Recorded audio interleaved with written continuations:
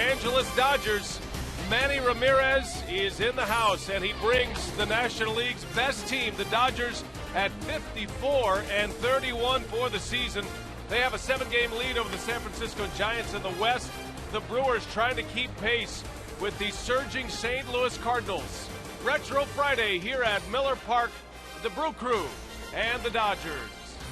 And hi, everybody, and welcome. Great to have you with us. Brian Anderson along with Bill Schroeder. It is a beautiful night for baseball, and the Brewers are trying to get things turned around here. They're going to have to do it against one of the best teams in all of baseball, Rock. This team has been in high gear from the get-go. Offensively, they're even better now that Manny is back. Even without Manny Ramirez, this is one of the best offenses in the National League. It's a very well spread out offense. They don't hit a lot of home runs.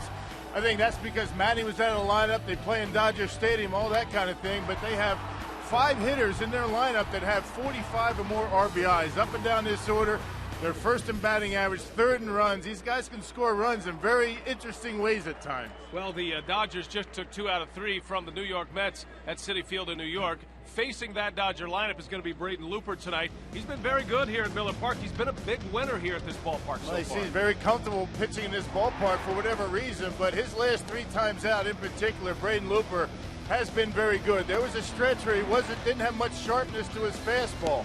Last 3 starts, he's been down in the zone, on the corners. He's only given up 6 runs in his last 3 starts. That's going to have to continue tonight. All-Star Chad Billingsley is on the mound in an All-Star showdown here at Miller Park. Game 1 coming up next.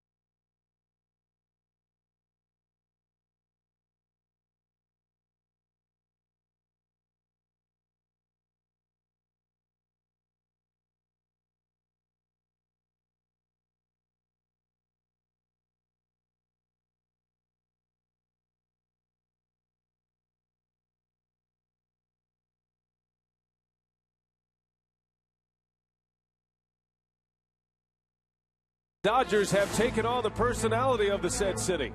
With its big money, big names, and big smiles, the Dodgers are one of baseball's premier spotlight teams. So a budget-conscious organization from the Midwest wouldn't stand a chance, right? The Brewers have flipped the script on whoever's writing the story. They have their own big names with the big hearts, with big goals. Can the Brewers top baseball's best team? No spoilers here. You'll just have to watch and find out next on Fox Sports Wisconsin.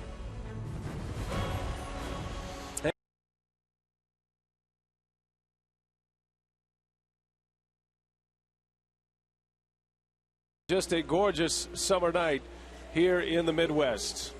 The Dodgers come to town having won a series against the Mets. They are currently 4-2 on their road trip. And these guys have been as good as it gets in baseball this year. Joe Torre trying to lead his club back to the postseason.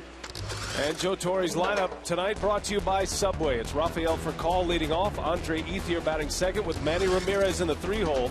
You see his numbers in his career against the Milwaukee Brewers. Middle of the order for Torre is Casey Blake, James Loney, and Russell Martin. And the bottom three, Orlando Hudson, Matt Kemp, and Chad Billingsley. And that Dodger lineup will face Braden Looper, who is 4-1 here at Miller Park this year. And for our Piggly Wiggly scouting report, we hear from Brewers pitching coach Bill Castro.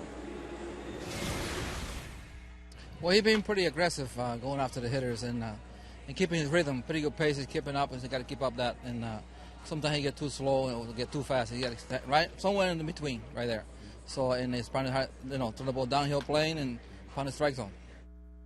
Man, you're going to have to be aggressive against this Dodger club. They're lead the National League in walks. They draw a lot of walks. They get a lot of men on base. You see Loop's numbers. He's 2-0 in his last 3 starts. As we talked about, he's only given up 6 runs. And Braden Looper, a very daunting offense that he's going to have to go after here tonight, including Manny Ramirez. I mean, this was a good offense even before Manny Ramirez came back. Well, it's a Retro Friday, as you can see by the uniforms. Defensively behind Braden Looper, Ryan Braun, Mike Cameron, and Frank Catalanato. Infield is Matt Gamel, J.J. Hardy, Craig Counsell, and Prince Fielder, with Jason Kendall catching Braden Looper here tonight.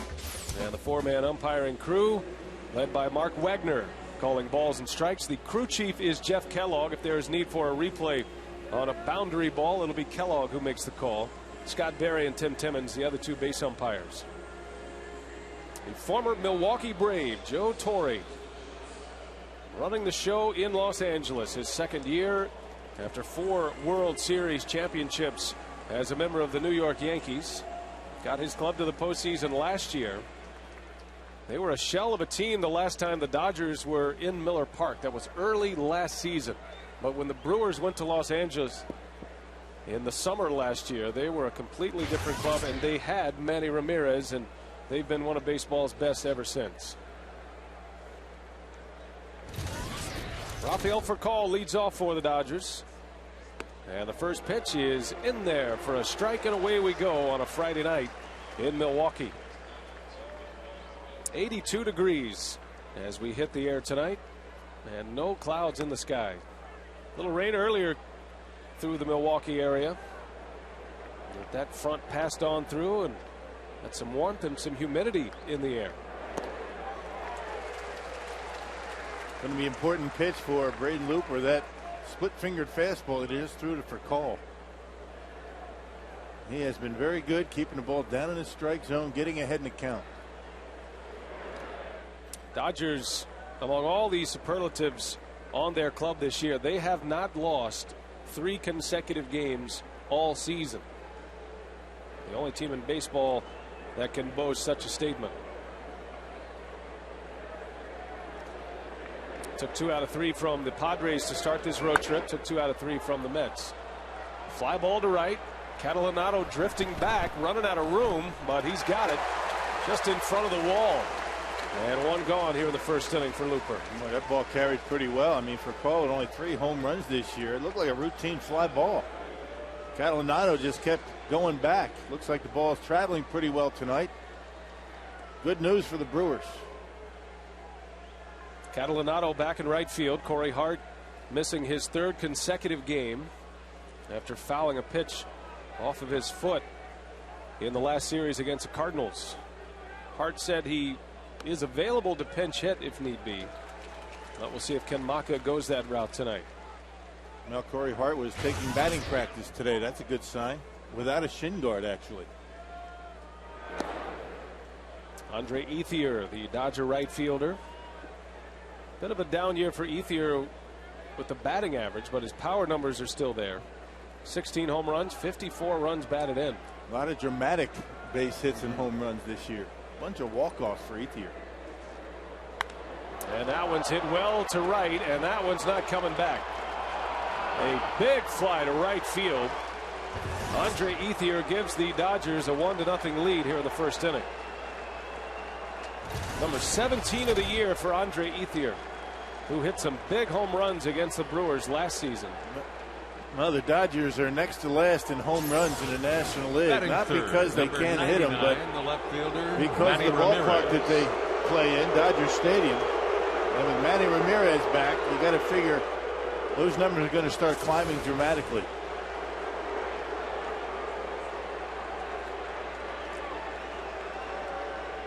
Well, the boos rain down on Manny Ramirez. But while the boos rain down, the flashbulbs pop. And a sellout crowd here at Miller Park. Well, you love to hate him, but he draws a crowd, doesn't he? Return to the Dodgers lineup on the 3rd of July after serving a 50-game suspension for use of performance-enhancing drugs. Ramirez has settled his Dodger lineup. The Dodgers kept on winning in his absence. But now Joe Torre has his lineup back intact with Manny in the 3-hole. And one of the best players in the National League. As you see the numbers for some of the accolades for Manny Ramirez throughout his career. He has been a good one. A 9-time Silver Slugger Award winner. 12-time All-Star. And only a 13-round pick back in '91. Ramirez in his 17th season in the major leagues. He spent 8 of those years in Cleveland. Spent a little time with our own Davey Nelson as a Cleveland Indian. 8+ years in Boston.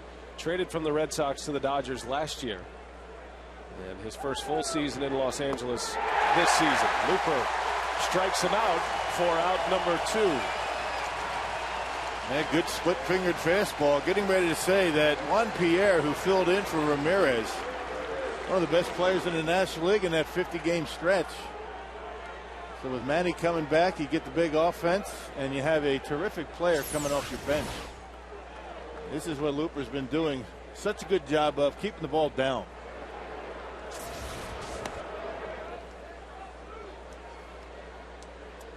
First strikeout for Looper. Second out of the inning as he faces Casey Blake. Well, Ramirez certainly grabbed the headlines with the trade last year, but this guy right here was a key pickup for the Dodgers in a trade the Dodgers made with the Indians. Blake drills one into deep right center field. That one's well hit. Cameron going back, and he's got it just in front of the wall. So the Dodgers come out banging. A 1-0 lead on an Ethier home run, and now the Brewers coming up.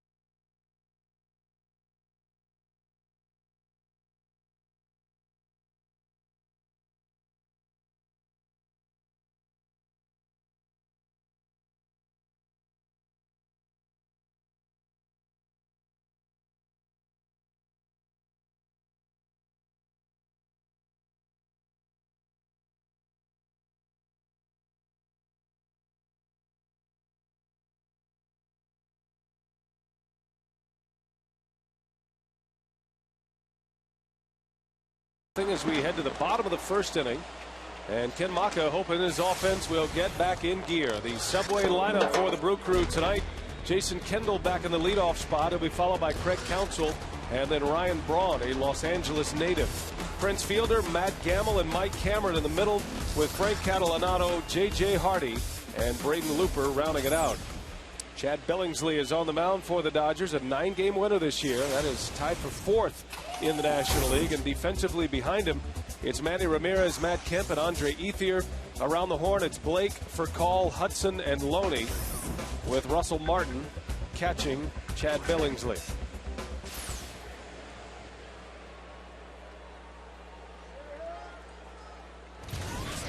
Billingsley ready to work against Jason Kendall. 4th time all season Kendall has led off. Something that Ken Maka did on a regular basis with Kendall while those two were together in Oakland.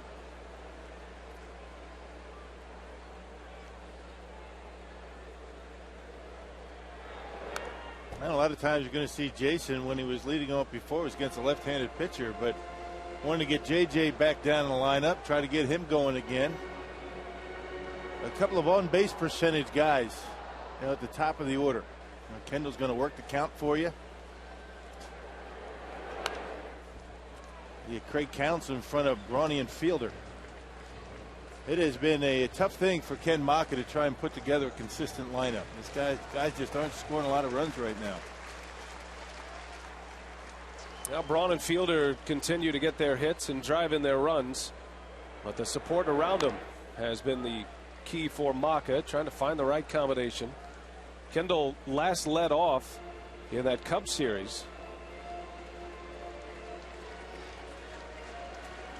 Manager's always searching, and the Brewers are going to have some success against one of the game's best pitchers in Chad Billingsley.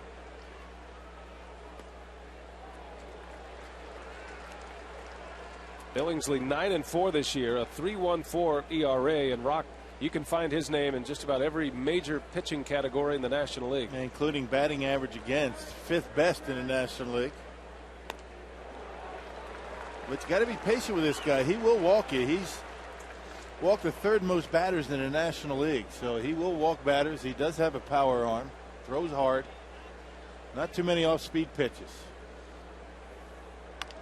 Kendall bounces one out to Furcal, and one gone. Well, we had a chance to visit with Dale Swaim earlier today, the Brewers hitting coach, and we asked him for a Piggly Wiggly scouting report on tonight's pitcher Chad Billingsley. He cuts his fastball. His ball runs a lot in on righties. He's got a sharp breaking ball, sharp, hard slider. You got to really be patient. Make him get it up in the zone. He tries to stay out of the zone as much as possible. Doesn't give you a whole lot to hit. You have to be patient. And like I said, stuff-wise, he's probably as good as there is in baseball, stuff-wise. Well, that's saying a lot, especially from Dale Swaim, who has seen a lot of big league pitching in his time. Man, with all that, Billingsley hasn't won in his last 4 starts. 11th in the ERA, and he eats up a lot of innings. 120 to 3rd innings already coming in. Billingsley has at least 6 innings pitched in all but one of his starts this year. 17 out of 18 starts, he's gone at least 6+ innings, which is saying a lot in this day and age. Counsell takes ball 3. 3 balls and no strikes on the Brewers' number 2 hitter. Billingsley in his last start against the San Diego Padres went 8 innings. Gave up 3 runs in those 8 innings. Had a 2-hitter going into the 9th, but the Dodgers blew a 5-run lead, a game the Dodgers would eventually come back to win. Billingsley had no decision in that game, and didn't walk anybody, Rock, in his last start, which for only the 2nd time all season he has posted a 0-walk start.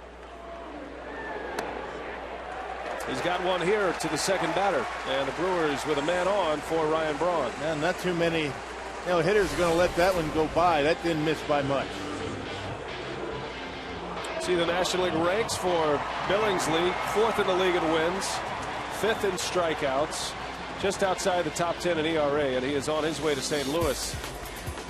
as an all-star, and he's only 24 years of age. Billingsley was one of the youngest players in baseball when he made it to the major leagues in '06. Last year won 16 games for Los Angeles and a .314 earned run average. Braun jumps on the first pitch and a base hit.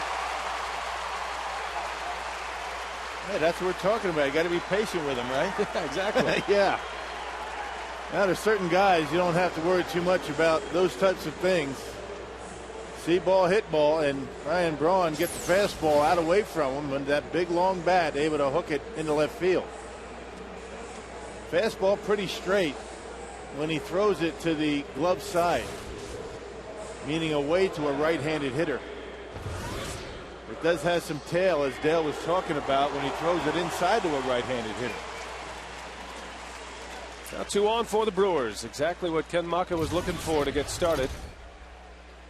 1 out in the inning. Fielder coming up. And tonight, Ken Maka has Matt Gamel in the 5 spot in the order.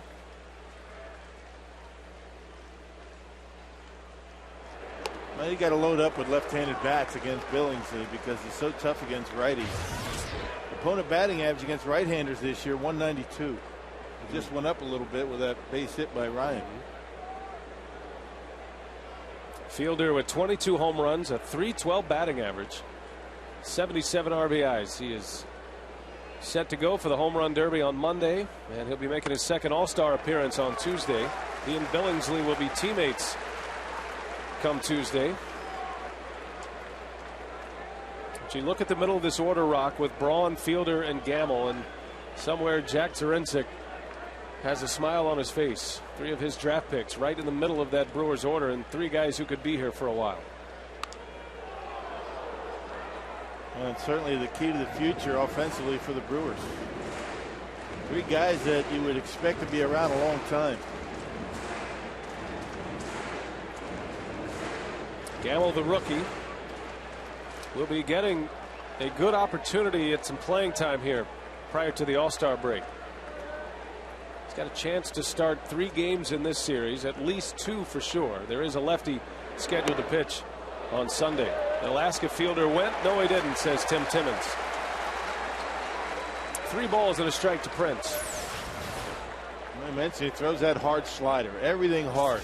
Even the curveball he throws hard. He does have a changeup, but he doesn't throw too many. Prince might have got a break with that check swing. Hitters count 2 on with 1 away. Fielder gets jammed, and it drops foul. What Billingsley just coming right in there on Fielder.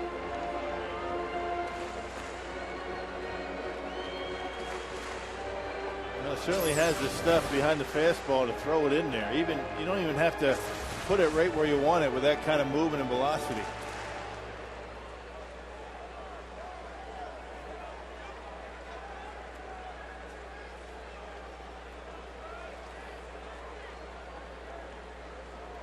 Dodgers with a home run from Ethier in the first. Now the Brewers threatening to answer here in the bottom of the first. Fielder draws the walk. 2 walks issued by Billingsley. And that sets an early stage for Matt Gamel. The young rookie steps up with the bases loaded here in the first inning. Well, how about that pitch? A 3-2 curveball in the dirt. Well, Dale was saying that, you have to be patient with this guy because he doesn't like to throw the ball over the plate unless he has to. And so far the Brewers have shown pretty good patience. Gets a lot of his strikeouts on pitches out of the zone. Matt Gamel batting 5th tonight for only the 2nd time this season. He's been bouncing around that Brewers order when he's gotten his playing time. But ultimately, as you project Gamel as an everyday player, you could see him settling in this spot. And even though Maka doesn't necessarily like 2 lefties back-to-back in the order, Fielder and Gamel both handle left-handed pitching. Well, you might be able to get away with it with only 1 lefty in the Dodgers pen. But against a right-handed starter, it looks pretty good. Gamel takes a strike. Gamel at .245 for the season. 3 homers, 14 runs batted in. He was in the big leagues briefly last year, a September call-up. Brought up to the major leagues in May this season after he belted 8 home runs in AAA. And has been vulnerable to that down and in pitch. That ball had a little bit of a cut on it. And sometimes Billingsley's not sure what it's going to do. And you got to be alive with an arm like that behind home plate. Got to be tough to catch this guy. 1-2, bases loaded. And Gamel fights one off. Billingsley came right back in there.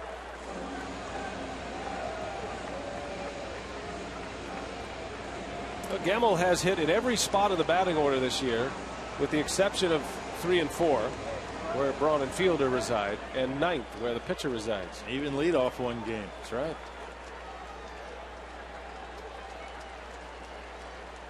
Counsell, Braun, and Fielder on the bags. 2 walks and a hit. That one skips away from Martin. Good play. Keeps it in front. Keeps the runners at bay, and it's 2-2. And Russell Martin has had plenty of practice this year blocking balls in the dirt. He's got a couple of guys that are up amongst league leaders in walks. Kershaw, Sunday starter, leads the league in walks. Got to be able to block those pitches in the dirt, particularly with a man at third. See what he has in mind for Gamel at 2-2.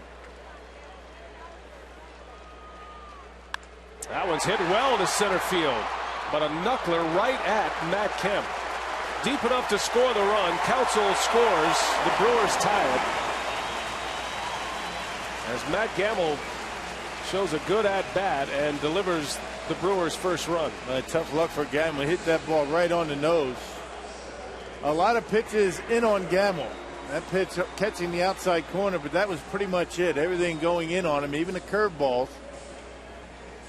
Laid off a 2-strike curveball. Good job by Gamel. And then Billingsley had to come into him on a 2-2 count and able to hit the fly ball to score the run. That's a good at bat. Hit a knuckleball out there. That one had some movement on its way to Matt Kemp. That's when you know you've squared one up, right? No spin whatsoever. That is literally squaring it up. Mike Cameron takes a strike. Yeah, good for Gamel. Yeah, nice at bat. I mean, tough situation. Bases loaded. You know you got to get on the board early. And he's able to drive in the run.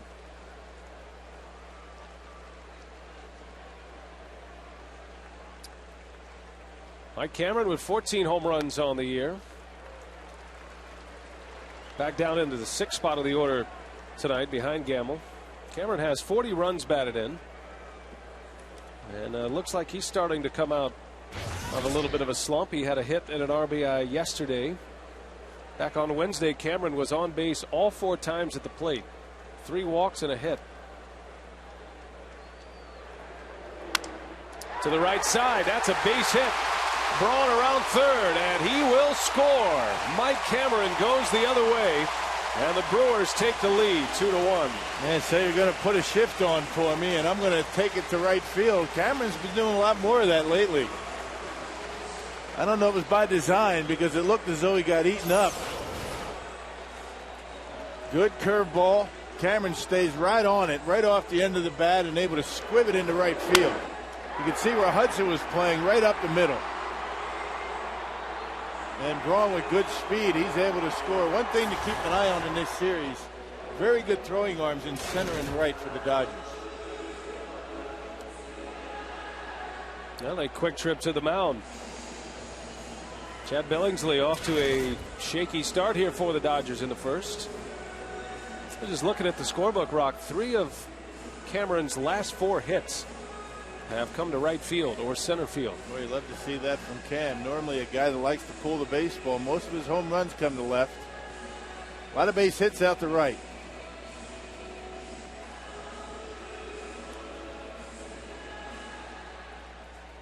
So Catalanato will get an at-bat here in the first inning. Batting in the 7th spot in the Brewers order. Back in there for Corey Hart, who's still out with a foot injury. Hart fouled a pitch off of his foot against St. Louis. The game he had 3 hits. That was back on Tuesday night. Hart has not started since, but is available for Ken Maka tonight. Meanwhile, Catalanato getting some consistent playing time. And the Brewers pick up a break. All right-handers that they've been facing. And sometimes those are glancing blows, but that one right off the top of the foot, he went down on it and hasn't played in 3 days, although he was available yesterday to pinch hit and did take VP today. Billingsley racking up a lot of pitches in this first inning. 31 pitches now.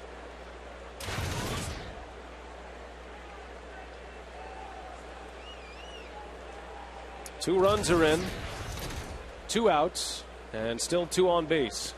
Catalanato is showing a lot of patience. 3 balls and a strike to count on Billingsley. Yeah, we talked about the Dodgers leading the National League in walks. Brewers have done a pretty good job in that department as well.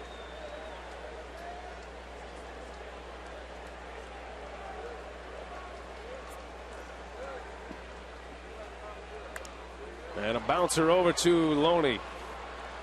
And the side retired. But the Brewers answer. Dodgers get a run in the top of the first. The Brewers get 2. We head to the second.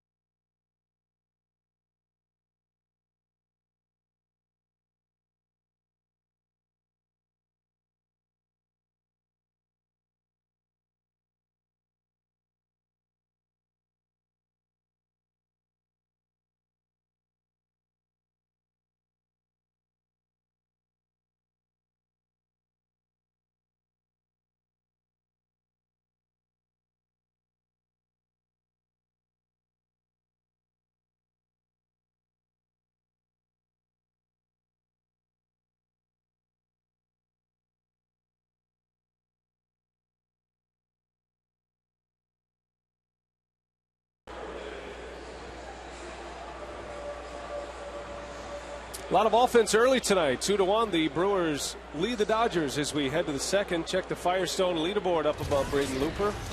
Highest run support since 1974 in Brewer franchise history. That's saying something. There have been some teams that have banged away, including Harvey's Wallbangers of the early 80s. But Looper is getting nearly 7.5 runs per game of support from his offense. And already 2 tonight. Yeah, 8 starts for Looper, where the Brewers have been able to put up 8 or more runs. They had an 11-run game and 3 10-run games. That's what you call support. Now 2 runs on 2 hits in the first inning for the Brewers. As Looper faces James Loney. You know, the Dodgers, Rock, they've had a number of young players kind of turn into terrific big league players all at the same time. You got guys like James Loney and Andre Ethier, Matt Kemp. Say a lot for Manny Ramirez, but the Dodgers have kind of hit their stride with some of these young talents. And those are the guys that carried him when Ramirez was on his suspension. I mean, doing a nice job and very productive. And Matt Kemp and Andre Ethier, maybe 2 of the most underrated players in the league. Not a big deal with respect to batting average, but they've got some pop in their bats and they come up with big hits. Hey, Brewer fans, follow the Brewers on your iPhone and iPod Touch with MLB.com At Bat 2009. That features play-by-play, video highlights, and live audio broadcasts. Go to Brewers.com on your iPhone or iPod Touch. Full slate of games in the big leagues tonight. And, of course, some news from Major League Baseball as well. The Mets and the Braves made a trade. Yeah. Interesting trade. Ryan Church sent from the Mets to the Braves for Jeff Francoeur. Change of scenery for both of them. We saw all we needed to see at Ryan Church, didn't we? That guy can hit. As if the Braves need another left-handed bat in their lineup. That's all they have now, isn't it? Got a few lefties in there. Boy. Chipper, a switch hitter. Everybody else seems like left-handed hitters. Yeah, they could conceivably and realistically put a lineup of 7 left-handed bats. That would look a lot like with Chipper from the left side, of course. That would look like their regular lineup now. You know, you match that up with the Brewers lineup when, Prince is the only lefty. No. That'd be the only thing that would keep the boat from tipping over. The right-handed laden Brewers and the left-handed laden Braves. But you hit it on the head, though, Rock. The change of scenery is why the deal was made. You wonder. Particularly for Francoeur. Right. Well, he got off to such a good start with Atlanta and really hasn't been able to do much since. Church has bounced around a little bit. I mean, that guy can play a little bit. Washington to New York and now to the Atlanta Braves. First of many, I think, before the trading deadline. Russell Martin skies one into shallow right center, and Catalanato will run it down. Catalanato, he doesn't have the ease of Corey Hart. He kind of goes after fly balls like his hair's on fire, but he makes the plays. As long as you catch him, no style points in baseball. He's been a good fit for the Brewers, and Ken Macha certainly glad that he has a veteran bat on his bench and can fill in case of injury. Yeah, put him in the outfield, throw him in the infield as well. Play the infield.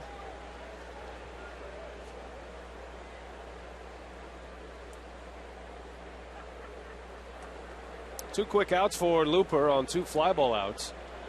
And here is Orlando Hudson, another key acquisition for the Dodgers in the offseason. Hudson going to the Dodgers from the Arizona Diamondbacks. Last night in New York, he was hit on the left knee. He was hit by a pitch late in that game, so he's hobbled a little bit. There was some question whether he'd be able to return to the lineup tonight. Yeah, he and Juan Pierre can steal some bases. Hudson with 24 stolen bases, so got to keep that guy off the bags. In a bit of a period where he's not swinging the bat all that well last week to 10 days. Well, you can kind of understand that as well. He's headed to the All-Star game. You get that nod as an All-Star, and all of a sudden you feel like you have to do more. You have to be better than you are. Torrey has dropped him down to the lineup tonight. He was actually hitting third while Manny Ramirez was serving his suspension. Tonight batting 7th.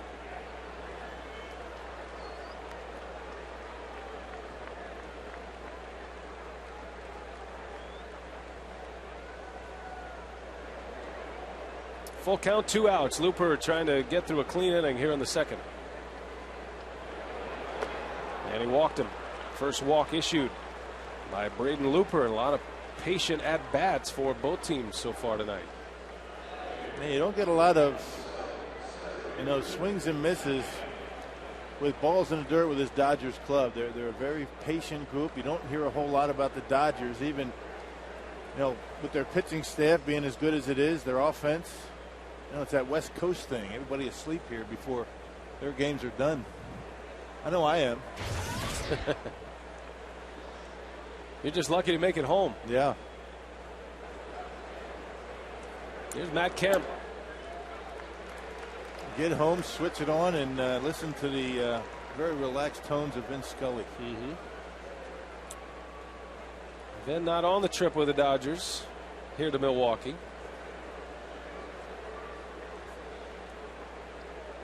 Matt Kemp for the Dodgers with 2 outs. Not your typical 8-hitter. Backhanded by Gamel. He's got a good arm. Fires one to first in time for the out. Looper a scoreless second. Brewers coming up. J.J. Hardy leads off.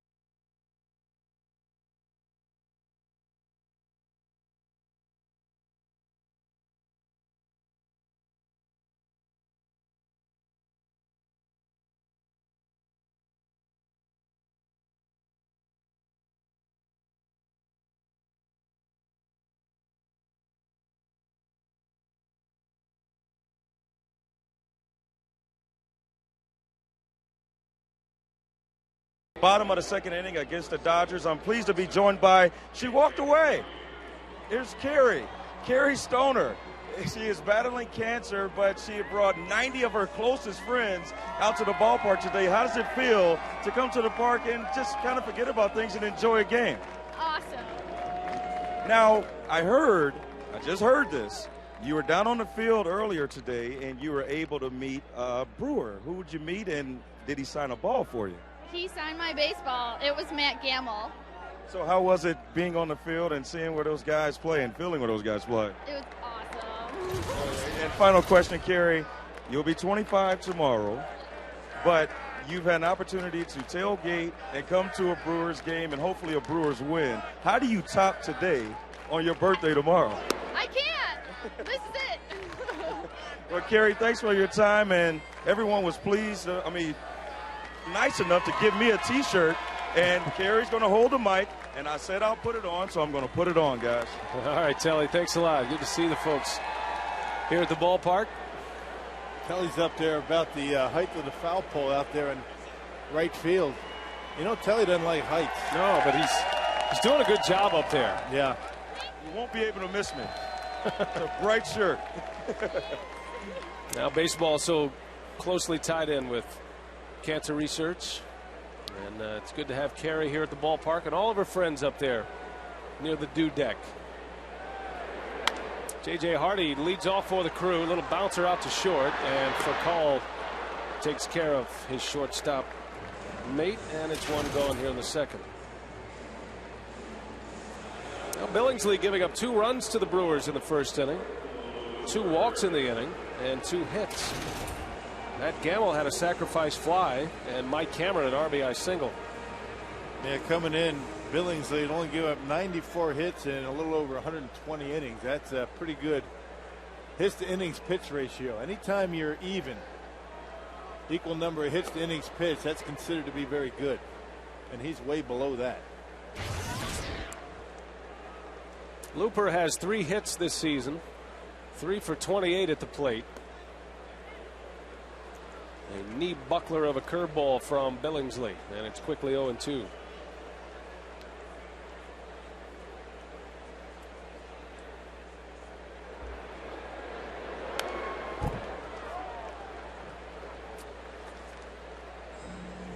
Billingsley has never lost to the Brewers in 4 career games. 2 of those games starts. A 2-0 record, a 4.02 ERA. Pitched here last May as he strikes out Braden Looper for out number 2. First strikeout for Billingsley, who comes in 5th in the National League in Ks, has 116 strikeouts now. What a great night at the ballpark tonight. Gorgeous. Picture perfect. Always good to have the roof open in the summertime. A little shaky when you woke up this morning, but it has cleared up nicely. Hoping to have a nice weekend here. Back to the top of the order, Jason Kendall. Kendall rolled out to short in his first at bat. There you see the strikeout leaders right now. Call them winners if you want. They're all winners in my book. Tim Lincecum with 149 Ks, and Rock, he looks like he's the front runner to be the all-star starter, the reigning Cy Young Award winner. Yeah, he's something else. I mean, he is putting together 2 very good years in a row as Lincecum. Jason Marquis, another guy that might get the nod. He's got 11 wins. Lincecum, what, 2nd in earned run average? Lincecum leads the league in strikeouts, 2nd in ERA, and he's also won 10 games. Jason Marquis has been a big surprise in Colorado. You mentioned his name. He is now an 11-game winner. Kendall takes one on the arm. And a base runner for the Brewers with 2 outs here in the second inning the hard way. Only the 6th batter that Billingsley has hit this year. Looks like it might have got him on that elbow pad. That's not going to hurt too bad.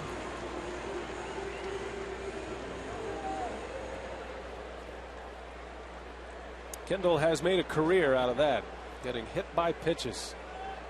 He says he's not retiring until he's the all-time leader in hit by pitches. And because of that elbow pad, he's not real anxious to get out of the way. Counsell drops a good bunt down. Billingsley barehands it, fires, and it's in time for the out.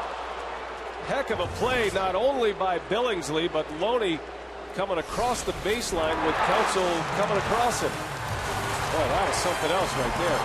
Into the inning.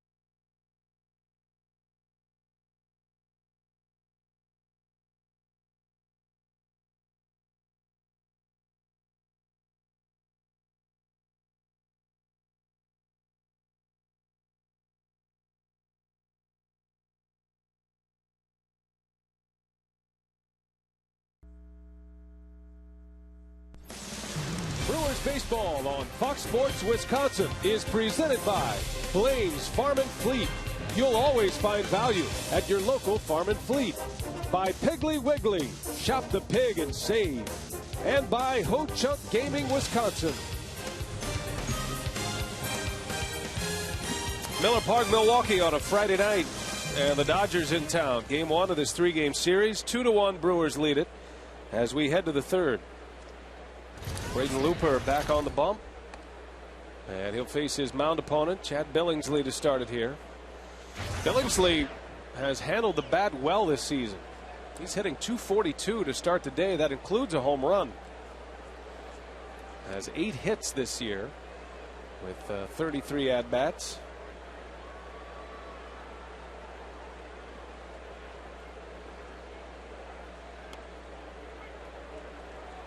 Nine, 1, and 2 due up for the Dodgers here in the third inning. Billingsley for Call and Ethier. It was Ethier's home run that put the Dodgers on the board in the first. Little bouncer, easy play for Looper.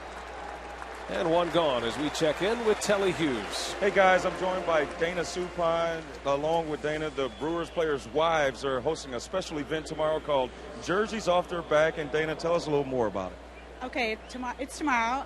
During the game and pregame, the wives are going to be walking around selling raffle tickets for $1. We will be wearing our jerseys, and we will have several volunteers who are from the UCP, which is the United Cerebral Palsy, and they'll be wearing these big fluorescent orange T-shirts. So make sure you look for those. And we'll be selling the tickets throughout the ballpark till the 4th inning. And between the 5th inning and 7th inning, we will be announcing the winners throughout the game on the Jumbotron, as well as all the designated areas on the field level. Once you know if you're a winner or not, you go to guest relations by the 8th inning, and you pick an envelope which determines who you've won. So, for instance, if you won Ryan Braun, then you go down on the field after the game, all 25 winners, and you physically meet the player, and they take their jerseys right off their back, sign them, and there you go. It's a lot of fun, and it's for a great cause. It's for United Cerebral Palsy, which not many people know that Casey McGee's little boy suffers from cerebral palsy. So he's one of the main reasons why we chose that foundation. Well, it's a great event for a great cause, and those lucky winners are going to get the jersey straight off their backs, and they're going to get it autographed. So, Dana, we want to wish you and the rest of the Brewers players' wives luck with that event tomorrow. Oh, thank you. And please come out and support us. It's just $1.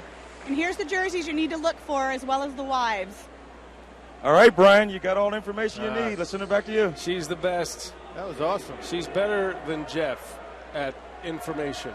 Is that right? She's dispensing a lot of information, and Jeff, I know, is proud of that. That was a lot to remember. She did a nice job with that. I told Jeff she could be on TV regularly. Jeff said, well, you know, she might have to have a job one of these days. You never know. She's ready. Yeah.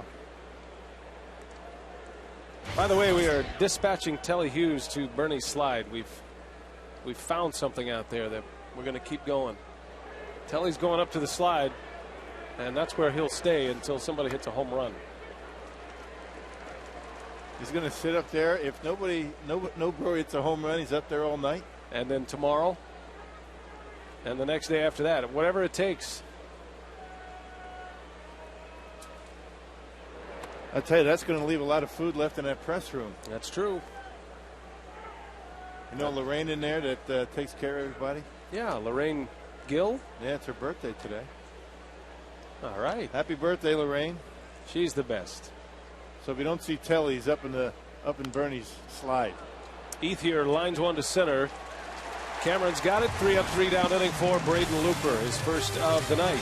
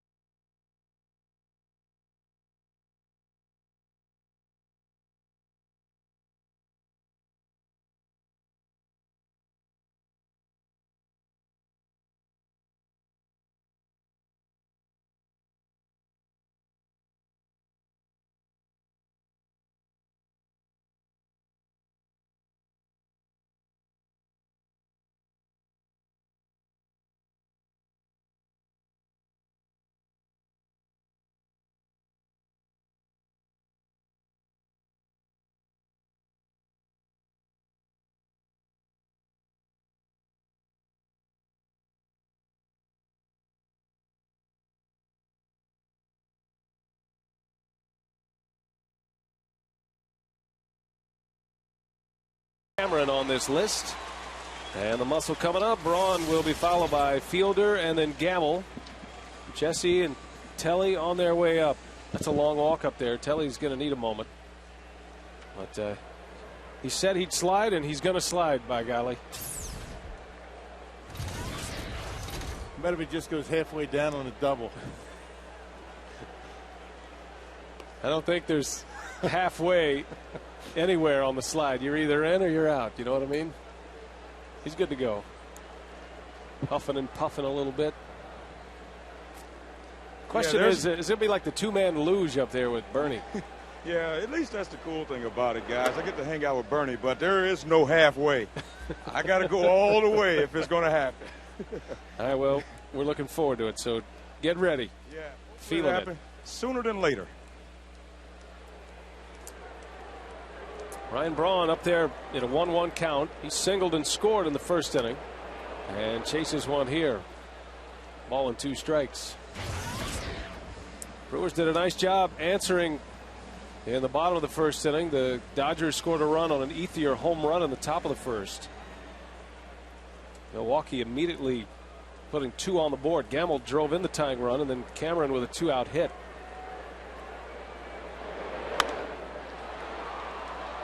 Shallow right center. Ethier coming in, and Braun is retired.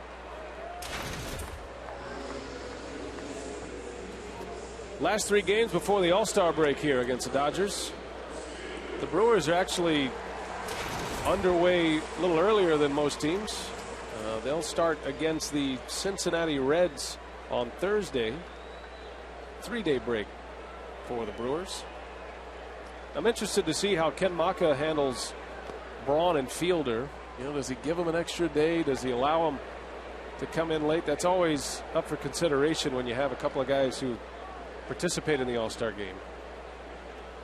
Fielder has played in every game this year. Yeah, he started every game this year. I mean, has not been out of the starting lineup once. Now the Brewers aren't going to get into Cincinnati until, I guess, mid-evening on Wednesday. They're expected to have a team workout early in the afternoon. I would imagine Prince and Braun will be excused from that if they choose.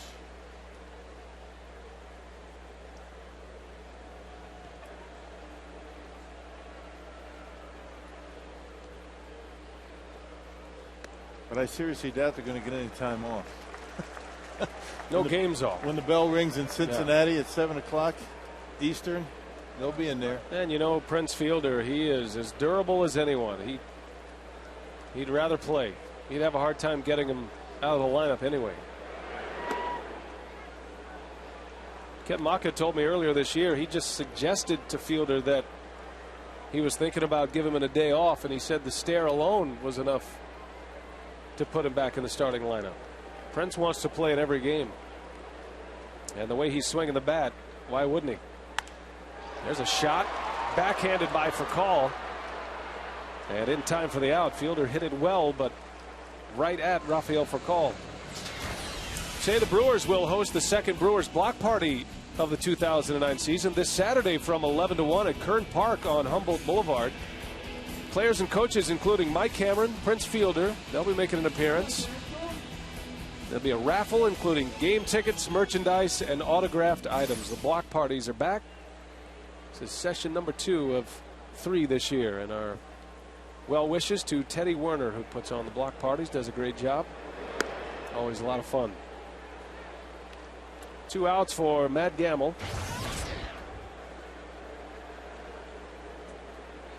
Gamel with a sacrifice fly and an RBI in the first inning.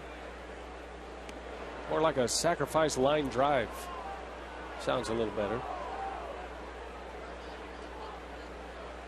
Yeah, Billingsley made a mistake upstairs, got one out over the plate, and Matty stayed on it very nicely, drove it right back through the middle. That's what he tried to do right there. He missed with it last time up, and it cost him a run.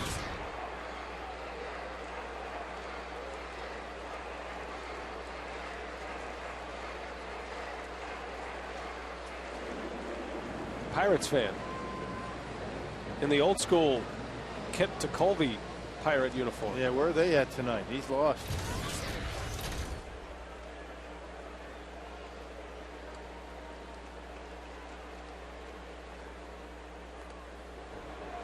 Gamel just gets a piece. Pirates are in Philly, Rock. Yeah. What you were asking? He got lost going to Philly, apparently. Took a wrong turn at Albuquerque. Bugs Bunny reference. Well done. I like those lids, though. Had the stars on them. Gamel strikes out. Big sweeping breaking ball from Billingsley. And a 3-up, 3-down inning. Manny Ramirez set to lead off when we come back. 2-1. The Brewers lead the Dodgers. We head to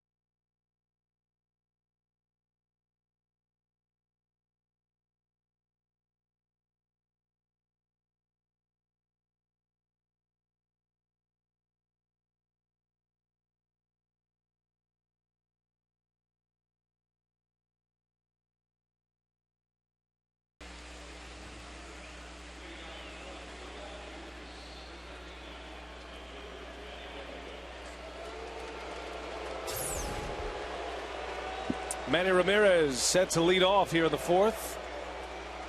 One of the best right-handed hitters of all time, and since '95, you see where he ranks all time. 516 career home runs. And he has chased that split finger fastball from Looper on a number of occasions already. I remember saying that a couple of days ago. One of the best right-handed hitters of all time when St. Louis was in here. So it's been it's going to be a challenging homestand for the Brewer pitching staff, having to deal with Albert Pujols and then Manny Ramirez. Brewers dropped 2 out of 3 to the Cardinals. Cardinals were in Chicago today, taking on the Cubs. Chris Carpenter pitched well once again. Carpenter emerging as the Cardinal ace again. And now that he's healthy, the Cardinals look tough. Pujols homer today, by the way, Rock. Number 32 of the season. Cardinals won 8-3. Derek Lee homered for the Chicago Cubs. My Rich Harden, another tough start. Only lasted 2 innings against the Brewers and gave up some runs again today. Chris Carpenter is now 7-3. Harden drops to 5-6. And the Brewers in a position where they need to win to stay 2 games out of first place in the Central Division. Cubs go back under 500, by the way, with that loss today. 41-42. Ramirez pops it up. Mike Cameron will make the call. And Ramirez is 0 for 2. And that leads us to our Aflac trivia question tonight. Aflac!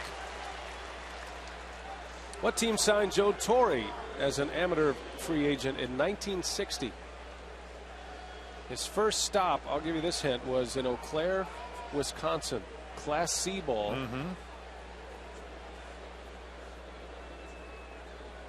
That's a guy that can hit a little bit right there. Won a batting title. Third base, catcher. He's a Gold Glover. Yeah. He could hit, play defense. He was a great player. And not a bad manager. He's doing all right. Held his own. He's got a book out now that is selling well. The Yankee Years that he co-authored with Tom Verducci.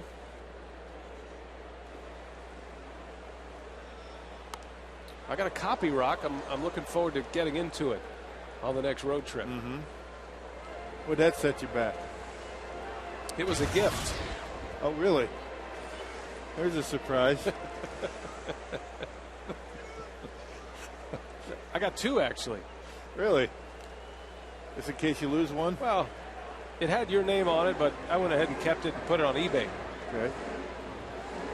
Signed your name. You can have mine when I'm done with it, okay. Though. It's amazing what they'll take back these days. You don't even need a receipt. Just missed.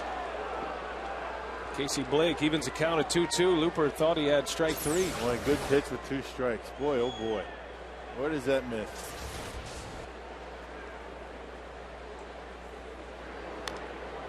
And right back inside. You know, Looper was talking about his last start. He pitched well his last time out. He got the win against the Chicago Cubs. He was part of the only win the Brewers had against the Cubs at Wrigley. But he said he did it primarily without a fastball. Went 6 innings and only 2 earned runs, and said his fastball was non-existent that day. At least the command of his fastball. Well, he threw enough of them to keep him honest and able to get most of his outs with his cutter and his split-fingered fastball. A true professional can go out there and give you some good solid innings without really having your best stuff. We talk about it all the time. 6 innings, 3 walks, 3 strikeouts. He did give up a home run. Kept the Brewers in the game, did a nice job. And, of course, that was the day where the Brewers put up some big offense. Yeah, the Brewers won 11-2 that day. Loney down the right field line. That one is gone. James Loney ties it up. And it's the Dodgers who come to town swinging the home run bats. Ethier and now Loney have gone deep. And we're all even at 2 apiece.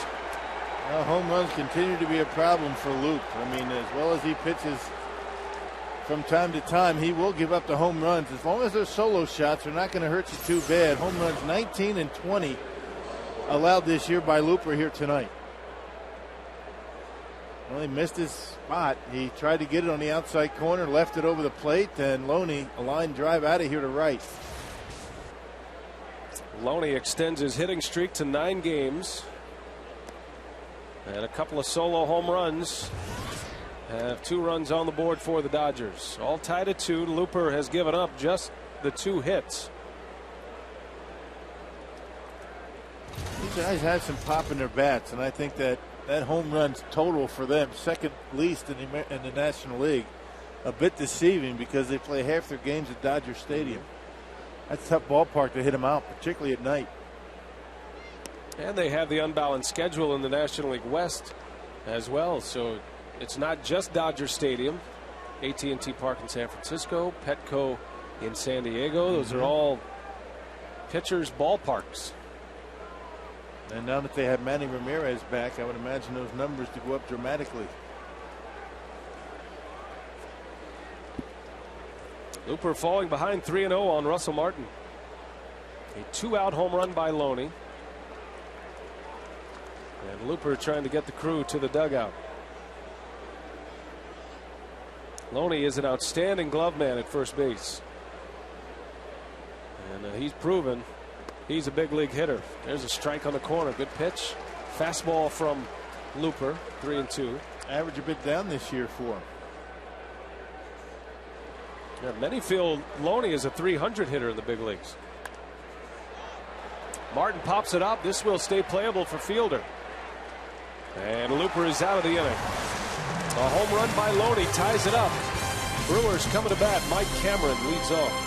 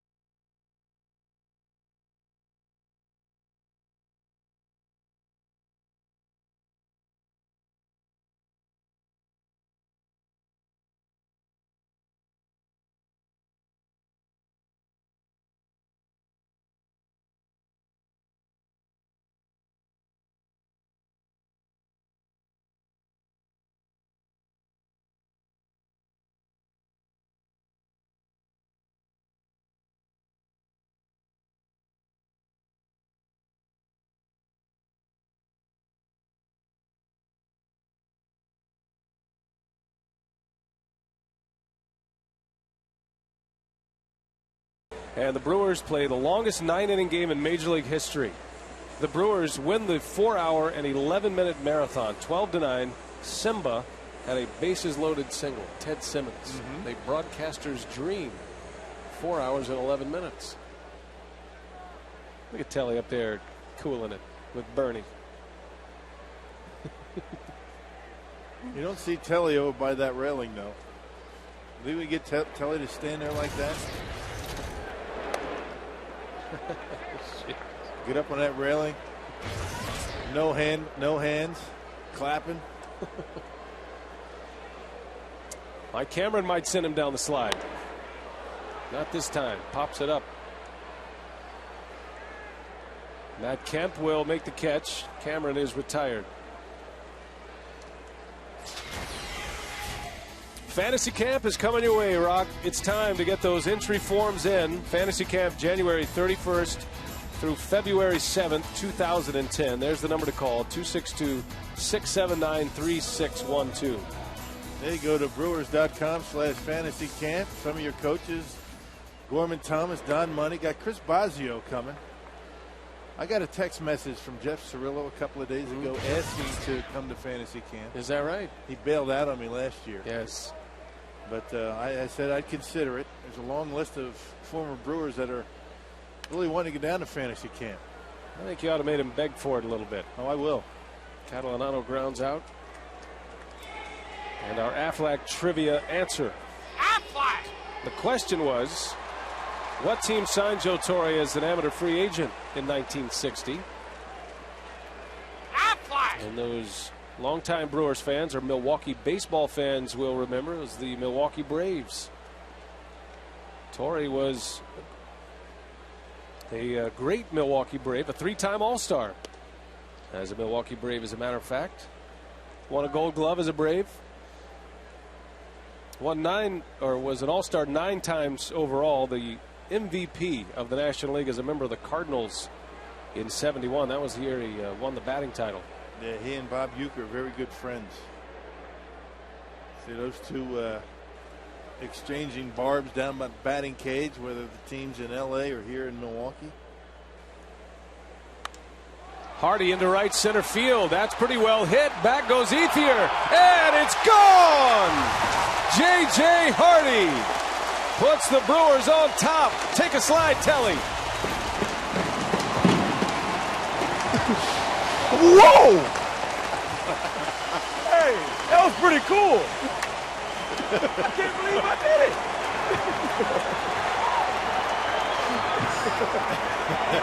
That was a one-time thing, guys.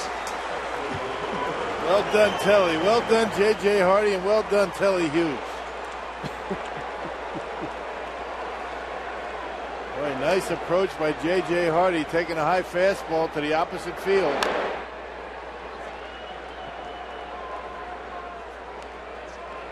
Well, that's got to feel good for J.J. Hardy with his 10th home run of the year. And the Brewers back on top, 3-2. Looper slices one foul.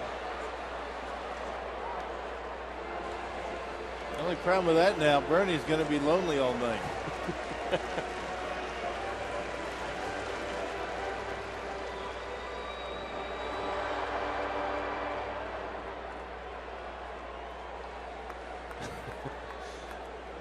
Looper takes a ball. You all right over there? I just, I'm trying to replay those sounds in my mind that I heard. There was a yelping going on. I think it came from Telly. Inning is over. Hardy goes deep. Telly takes a slide. Hardy into right center field. That's pretty well hit. Back goes Ethier. And it's gone! J.J. Hardy puts the Brewers on top. Take a slide, Telly.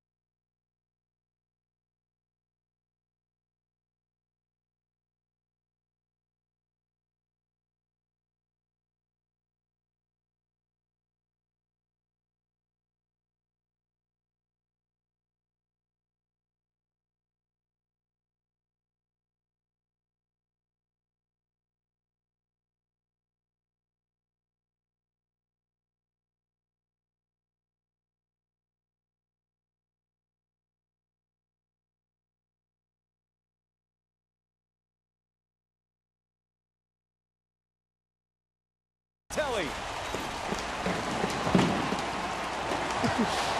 Whoa! Hey, that was pretty cool. I can't believe I did it. He can have the rest of the night off. We completely shamed him into doing that. Now I feel bad. Well, he did it, though. I think that we helped him, attack his fears. Yeah, right? exactly. You're next, Rock. He confronted his fears, and he beat it. What do you mean, me? 3-2, the Brewers lead it on a Hardy home run. Man, just looks scary.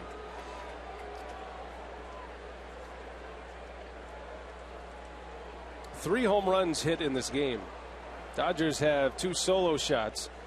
And Hardy's homer, solo home run to put him on top. How about the glove work by Fielder? And he pegs it to Looper in time for the out. You can tell Orlando Hudson is hobbled a little bit. He was hit by a pitch yesterday and not running with 100% speed today. Yeah, Prince doing a nice job angling back. Looked it in the glove, and he knew Looper was going to be there, so they do get the out. Tough play for Prince. Well, it took a funny hop, and they were able to get the out.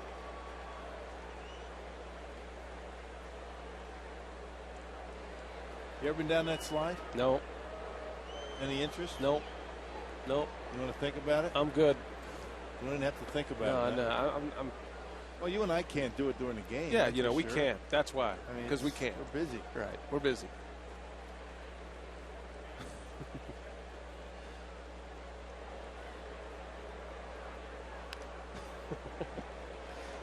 Matt Kemp for the Dodgers here with 1 out. You liked that, didn't you? I found the whole thing interesting. Were you putting yourself in Telly's position? I was. I've been in that position before. Not on the slide, but you know, when you kind of get shamed into doing something. Right. On TV. It's good stuff, though.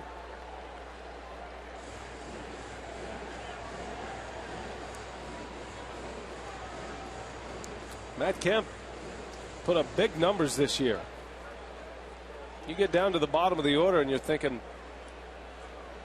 you're an out away from maybe getting to the dugout, or at least to the pitcher, getting yourself an easy inning. But Kemp, which is why Torrey has him in that 8th spot in the order, not only hits for average but hits for power. And he's good, has good patience as well. 385 on base percentage. I tell you, number 8 hitter with 100 hits already this year. That's not too shabby. He is currently 10th in the league in batting as well. Matt Kemp batting .318.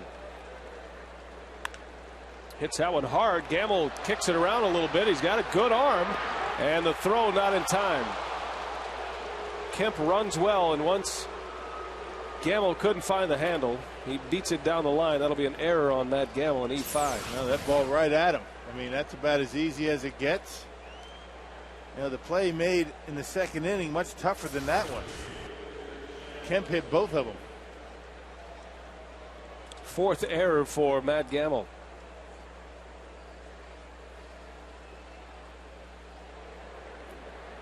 First error of the game. And Billingsley up there to bunt. The Brewers have been pretty good defensively this year. You know, their error totals in the top half of the major leagues. Matter of fact, they're in the top 5. It's only the 39th error. This is game number 86 for the Brewers. Yeah, the Phillies lead the National League in fielding percentage. They've committed 32 errors. The Brewers with 47 now. And the Dodgers with 38. Dodgers a good defensive club.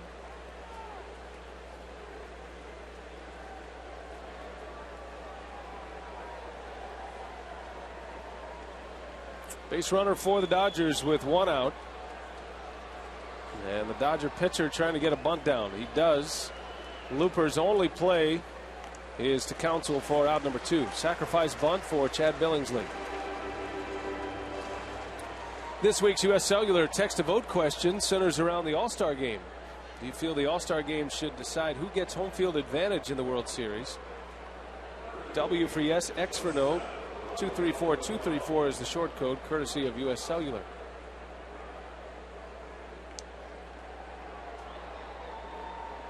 So 2 gone, runner at second for Los Angeles. And back to the top of the order, and Rafael for a call.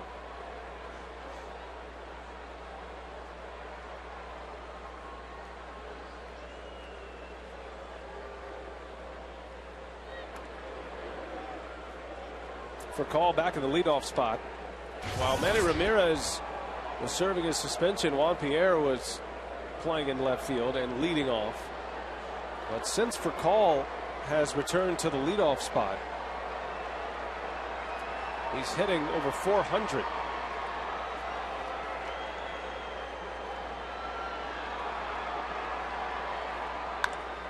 And a bouncer over to Counsell. And Looper is out of it.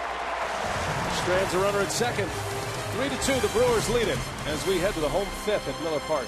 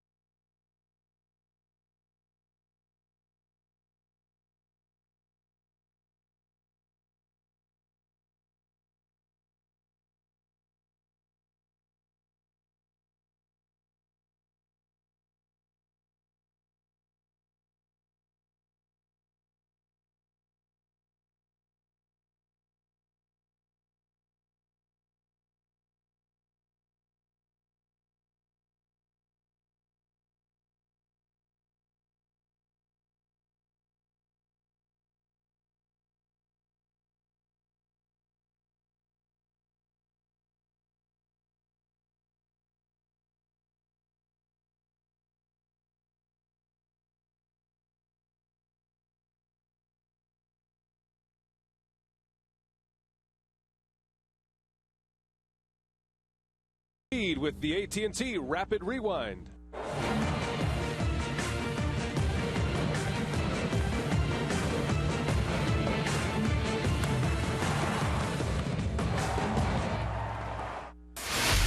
AT&T, the nation's fastest 3G network. AT&T, your world delivered. Sellout crowd tonight at Miller Park, Milwaukee. And the Brewers lead the Dodgers 3-2, the first game of this 3-game series. Back to the top of the order now. Jason Kendall leads off. Chad Billingsley back on the mound for his 5th inning of work. He has given up 3 runs on 3 hits. Brewers got 2 in the first. RBIs from Gamel and Cameron. And J.J. Hardy had an opposite field home run last inning.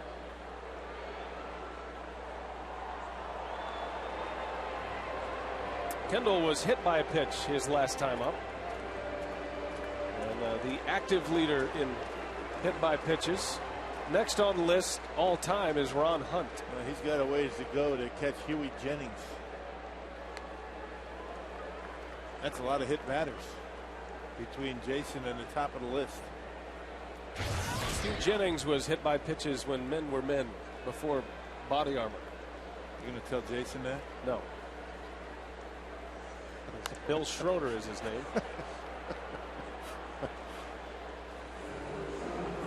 Huey Jennings was around at the turn of the century. Kendall's a turn of the century kind of guy. Well, if you include foul tips, I think Jason's got him. There you go. I agree with that. No catcher has been hit by more pitches than Kendall.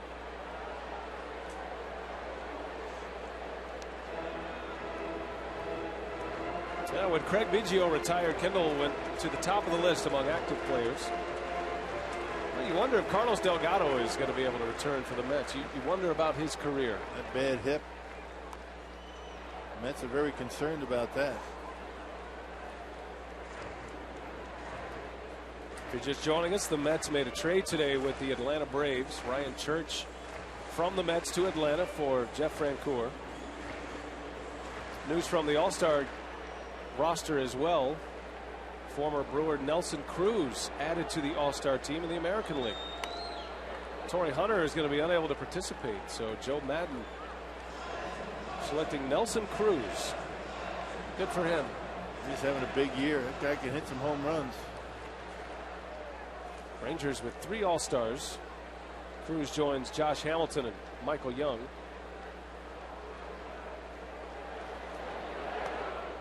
And Nelson Cruz with 20 home runs.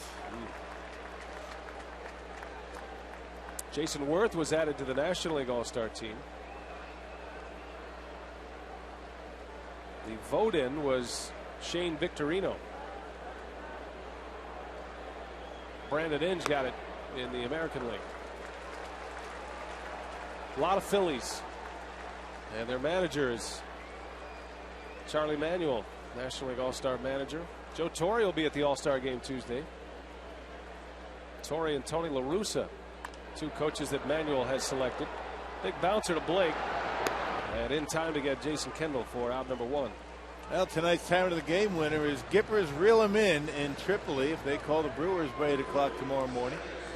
They get 40 tickets to a Brewers home game this year. This offer courtesy of the Tavern League of Wisconsin and Miller Lite. There's our beer pen for tonight out there in right field. And we have members from Wolfie's Irish Inn. They were winners of the Tavern League game back in May. So they do actually show up here at the ballpark. Wolfie's Irish Inn. Aye. Good to have him. From Muskopa, Wisconsin. I hope I pronounced that right. Muscopa. 1 out for Council. Braun would be next. Little shift in Ken Maka's batting order tonight. Got Kendall leading off, Council second. And then Braun and fielder with Gamel in the 5-hole. He's gotten some production. What he wanted was Kendall and Council to get on base. Each have been on once. Council scored a run in the first inning. Gamel has one of the 3 RBIs for the Brewers tonight.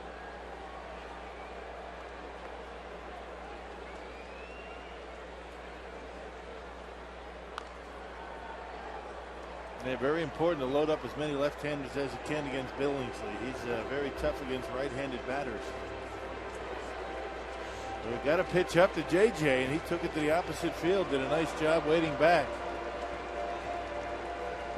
Well, JJ can center on a high fastball from time to time. 2 balls, 2 strikes on Council. And that one hit the corner. Backdoor breaking ball from Billingsley. Council is retired. That is strikeout number 3. Well, Craig wasn't sure if that was away or it was a little bit high. Could have been either. Well, batting stance guys back on Brewers baseball. Our guest the stance feature continues tonight. Let's check it out. See who's imitating here. And you can text us the name of whose swing you thought that was at 234-234. Keyword Brewers. Stay tuned to Brewers Live postgame with Craig and Davey for the answer. Ryan Braun with 2 outs. Braun singled all Billingsley in the first inning. He swung at the first pitch. Drove it into left field.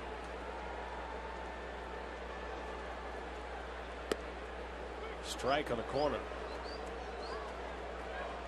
Billingsley does not throw much that is straight. He's got a lot of movement.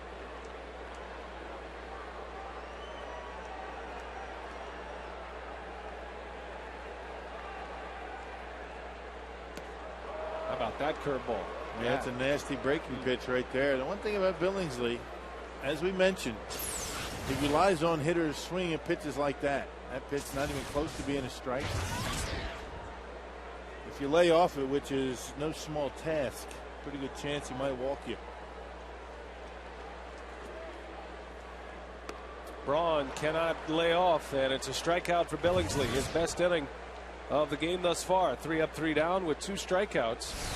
And the big right-hander, the all-star, with 4 punch-outs now through 5 innings.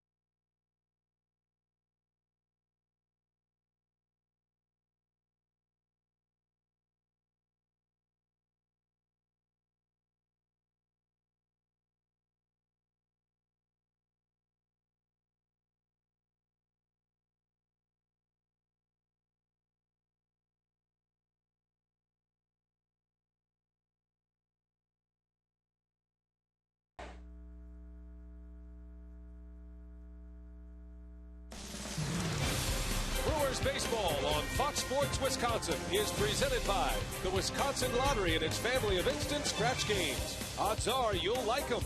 By Airtran. Go. There's nothing stopping you. And by Aflac. We've got you under our wing. Under the lights of Miller Park on a Friday night in Milwaukee. Beautiful night for baseball. The Brewers have a 3-2 lead against the National League's best team, the Dodgers. Looper back on the mound. Ethier a bouncer to Counsell, and the throw not in time. Craig did all he could, but Ethier beats it down the line, and it's an infield hit to start the 6th inning. Yeah, that's what makes this team so dangerous. Not only can they knock one out of the ballpark on you once in a while, but that's not the way they score their runs. They have the best on-base percentage in the National League. They walk a lot and get a lot of infield hits because they can run. I mean, a good pitch by Looper, jammed Ethier, but with his good speed, able to beat it at first base. That's an out with most guys. But because Ethier bats left-handed, gets a head start, able to beat it. And a base runner for Manny Ramirez, who was 0 for 2. Looper struck him out in the first, got him to pop up in the 4th.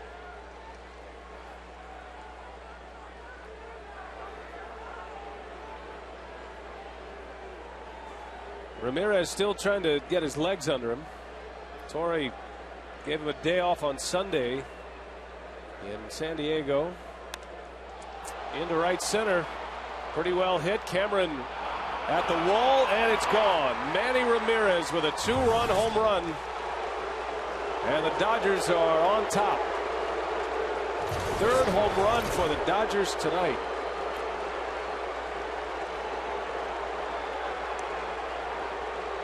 Manny with his 9th of the year.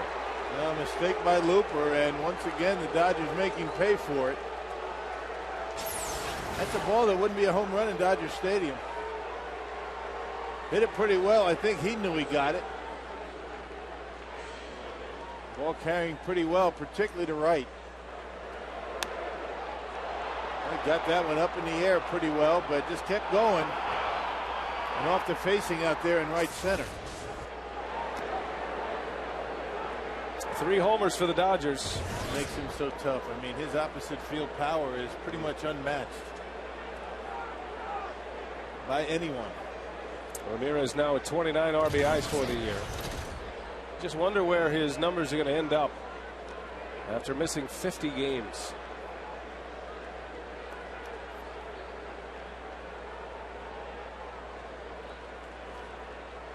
Dodgers beating the Brewers at their own game tonight. All of their runs courtesy of home runs. Ethier and Loney with solo shots, and Ramirez a 2-run homer.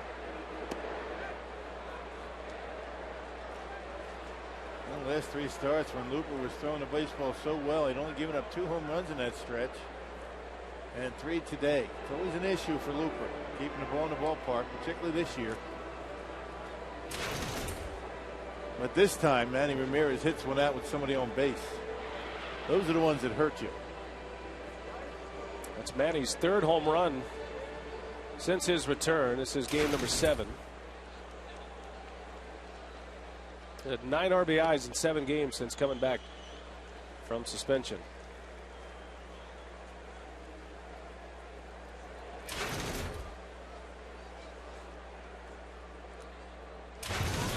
Blake into center field. Cameron coming in, makes a catch for the out, 1 away.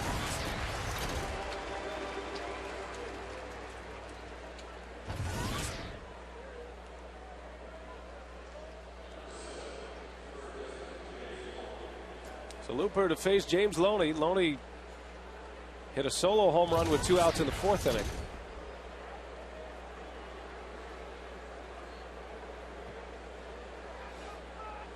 Well, this Dodger ball club, their lineup is balanced with everything you could want. They have power, they have speed, up and down their lineup, and they have power at the bottom of their order as well. Yes, they do. And when you look at them, when you look at their numbers, they've got, other than Manny Ramirez, they've got 2 guys with a 300 or better batting average. I mean, it's not like these guys are, have 300 hitters up and down their lineup. Even when they were when Manny was out, only 2 guys over 300, and one of those, Juan Pierre, not even starting tonight. Juan Pierre, while Manny was out, did so well that he's up amongst league leaders in batting average. Got the 4th best batting average in the National League, and here's a guy that's sitting on the bench. Loney bounces one to fielder. Another nice pickup. Brent has shown some good glove work tonight. Out number 2.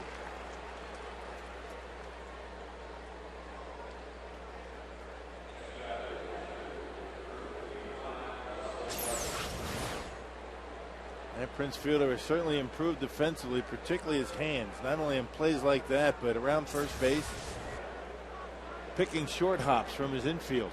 Done a much better job of that this year. Hooper facing Dodger catcher Russell Martin.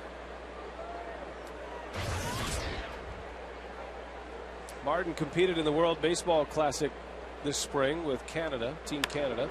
That one's belted deep left center. Cameron a long way to go, and that one's out of here. Another Dodger home run. The 4th of the game. And it's 5-3 Los Angeles.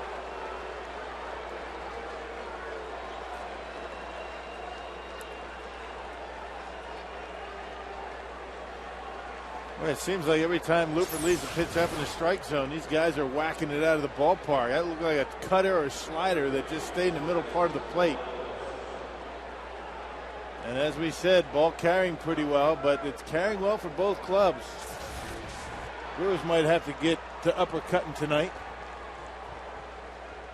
The immortal words of George Bamberger. Let's get to uppercutting, boys. Well, the Dodgers scored first. The Brewers came back, took the lead. Dodgers tied it with a homer.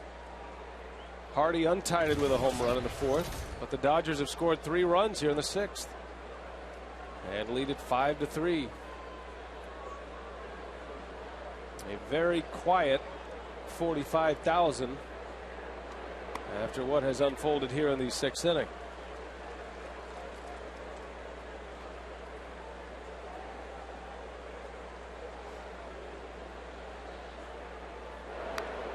Orlando Hudson down on the count, a ball and 2 strikes.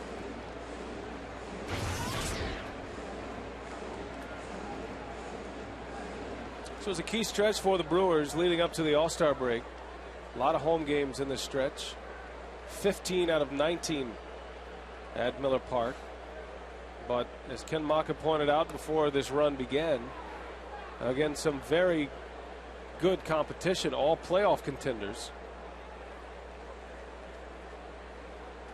The Brewers were 5-4 on their last homestand, lost 3 out of 4 to the Cubs, and have lost 2 out of 3 on this current homestand. Yeah, Minnesota, San Francisco, the Mets. The Cubs, San Francisco really playing some good baseball, man. I mean, they're right on the tail of the Dodgers, only 7 games back. What are they, 9 games over 500 now? Well, the Giants start today 47-38. And one of the best starting pitching rotations in baseball. Looper strikes out Hudson. Side retired, but the Dodgers do damage. 3 runs in on 2 homers.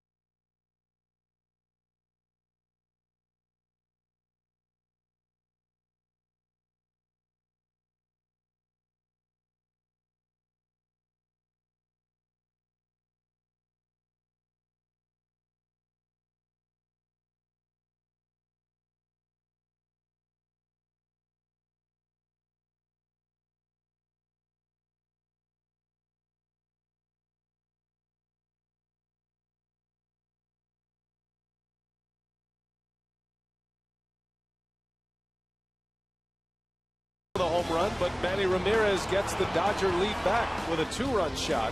And then Russell Martin, only his second long ball of the season, makes it a 5-3 Dodger lead as we head to the bottom of the 6th. Well, so the Brewers coming up with work to do once again against Billingsley.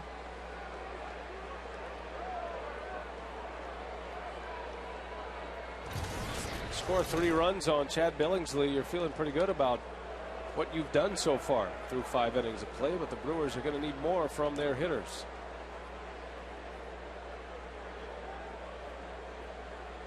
Billingsley, a 9-game winner this year. He's headed to St. Louis as an all-star. The thing about Billingsley is that he seems to be getting better as the game goes on. Had a rough first inning. The only mistake he's made since that time was that Hardy home run. Only 1 hit since the first as Fielder fouls it away. That Hardy home run came with 2 outs in the 4th inning. The only base runner since the first inning was the Hardy homer and the Kendall hit by pitch as Martin takes one of the chops. That was a direct shot right there. You see that mask coming right off. You know, that little bit of a protector below that chin pad is what saved him there.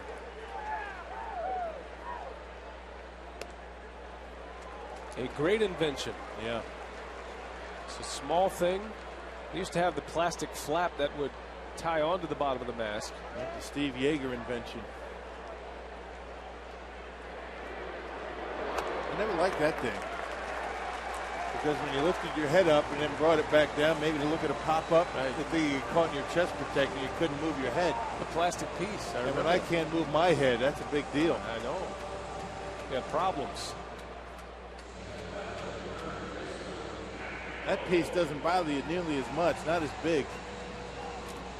Why couldn't I have invented that? It's the little things like Mr. Coffee. Yeah, beautiful. The hula hoop. Here's Gamel with Fielder at first, tying run at the plate. Gamel drove in a run with a sacrifice fly in the 1st inning. Billingsley hits the back door.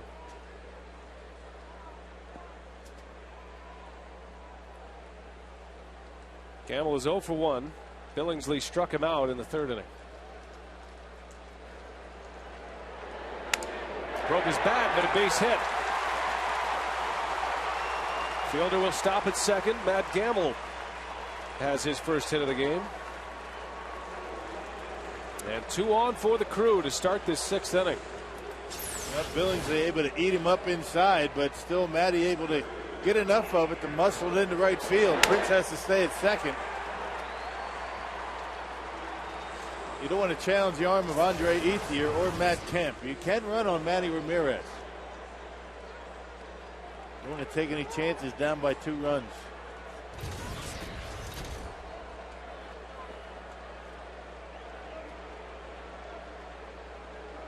Now Cameron coming up. Rick Honeycutt wants a word with Billingsley. Another trade was made today, Rock. The Royals and the Mariners. Jack Zarincic making a trade today. The Royals picking up Yuneski Betancourt as shortstop from Seattle for Daniel Cortez and Derek Saito. A couple of pitchers. Mariners have been a surprise in the American League. Seattle is 3 games over 500. They're just 3.5 back of the Rangers. And Zach Zarincic is ready to start making a run.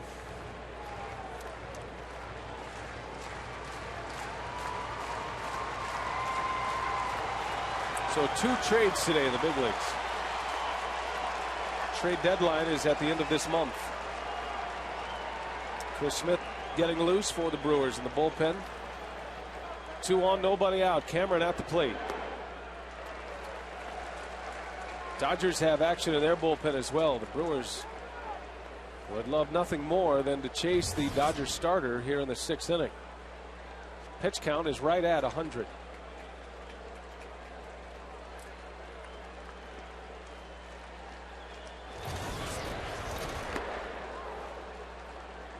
A good fastball right there. Billingsley gave Cameron a pitch to hit, swung right through it. former Brewer Guillermo Mota in the bullpen. That's where you got to cash in here. Be nice to get a couple.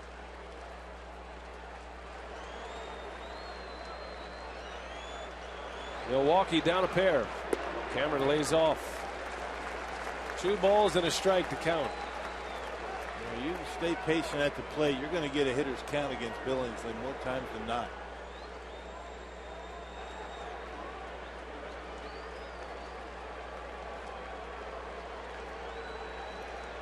Cameron drove in a run with a 2-out hit back in the first. 41 runs batted in for Cameron.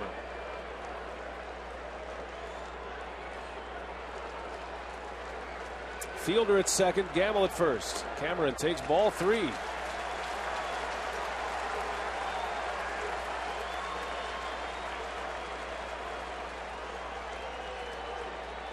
Would imagine Billingsley is nearing the end. Yeah, 103 pitches. We're only in the 6th inning.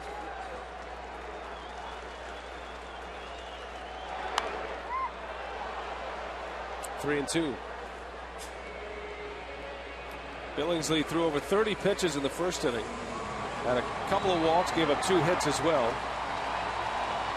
3 walks total, 4 strikeouts, and he's given up 4 hits.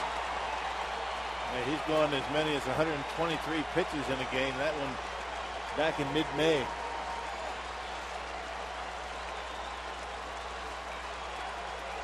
Dodgers are set up for a double play. Cameron trying to drive in a run. And he lays off a tough pitch. Billingsley walks Mike Cameron. And the bases are loaded here with nobody out in the 6th inning. Man, I tell you, that's a tough pitch to take right there. And Mark Wagner, home plate umpire. Let's see if he flinches, does he? Doesn't flinch at all. That tough pitch to take. Of course, Cameron's not going to be able to do much with that pitch anyway. You just hope it's not called a strike, and it wasn't.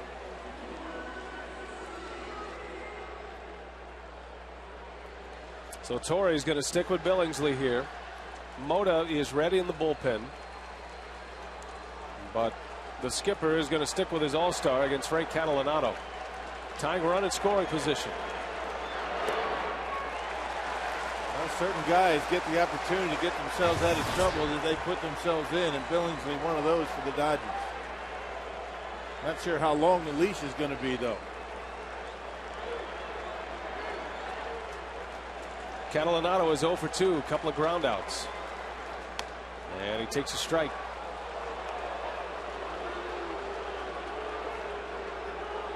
Bases loaded, 2 walks and a single.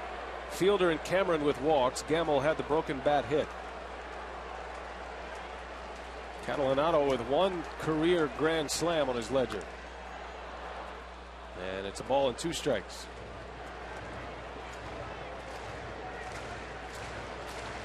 Big spot for Catalanato. Getting the start in right field for Corey Hart. Still down with a bruise on his foot. Trying to make a big contribution here in the 6th inning. Dodgers scored 3 runs in the top of this frame to take the lead.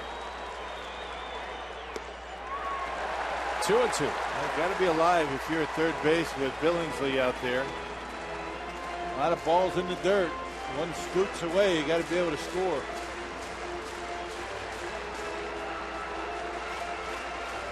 Torrey has his infielders back. They'll concede the run for a double play opportunity. Bases loaded, nobody out. Could be Billingsley last hitter. 2-2. Catalanato lines one to left, a base hit. Fielder scores. And Catalanato has brought the Brewers to within a run. Good piece of hitting there. An opposite field single. 5-4 Dodgers. Now hung a curveball and Cat stayed right on it. Didn't try and pull it.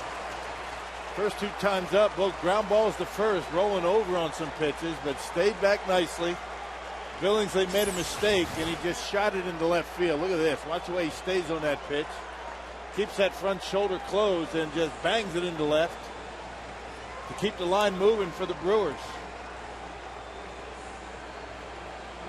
That is a nice at bat by Catalanato. Got down in the count 1-2.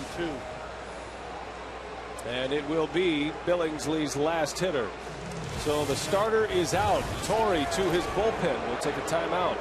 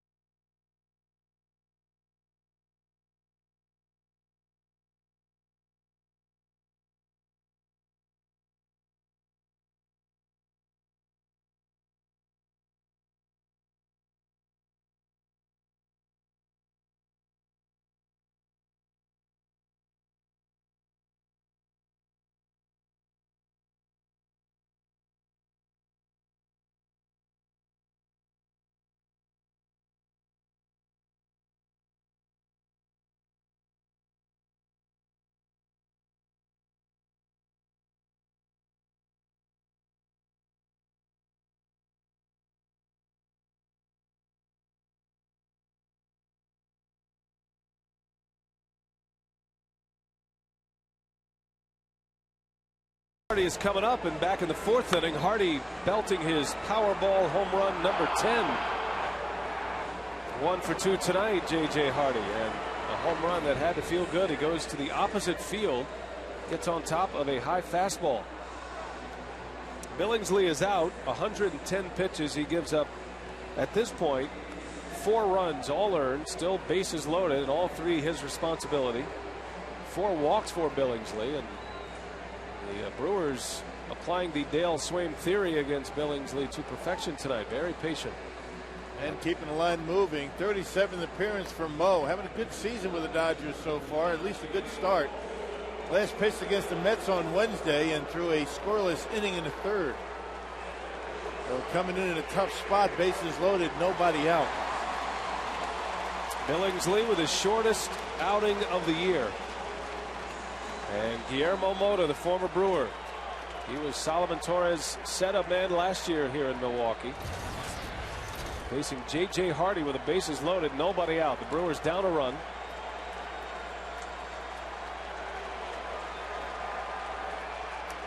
Gamel, Cameron, and Catalanato on the bases. And Mota throws a dart on the outside corner for strike 1. No best fits for Mota. Slider. He's got a pretty good changeup. When he got in trouble with the Brewers, he was throwing too many sliders. Didn't trust his fastball. And a fastball that missed. That hadn't been a strike all night. Either way. Martin receives the ball so well, he can make them look like strikes. And he can reach out a little bit with it, keep that catching arm straight, catch it close to the plate, make it look good. 1 ball, 1 strike. Hardy fouls it away, 1-2. Into the press box. Anthony Watrado with a good catch. As soon as he came up from under the table. Picked it up when it stopped rolling.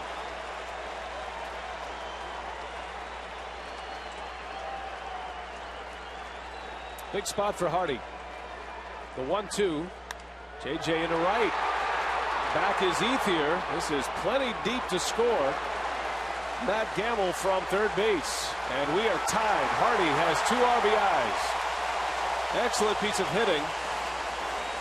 Gamel scores, and Mike Cameron advances to third base as well. So that's a big play with 1 out. Stayed right on that slider that stayed on the corner. JJ didn't try and pull it. Second time he's gone to the opposite field with authority. A little bit too much of the plate for Mota with that slider, and JJ stayed right with it, hit it deep enough to score the run. Well, with an opportunity at a big inning, Ken Maka is going to take a shot at it right here. Braden Looper's spot was up. Instead, it's going to be Casey McGee. with runners at the corners. Cameron tagged as well. He ends up at third base, which keeps the sacrifice fly option available for the Brewers here with 1 out. Dodgers with 3 in the top of the 6th. The Brewers answer. They have 2 on the board, and they have tied it up 5-5. McGee, a .331 hitter this year with 6 home runs, 27 runs batted in.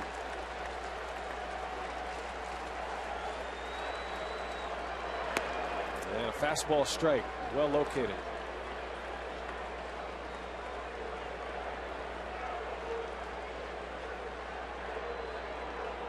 Well, Casey very good on fastballs up in the strike zone, and you know, Mota likes to throw that fastball, but he likes to work it away. If he leaves one up, Casey's going to get a good swing at it. And a bouncer out to short for call. It starts the 6-4-3 double play, and the side retired. The Brewers get a pair. Could have been a whole lot more.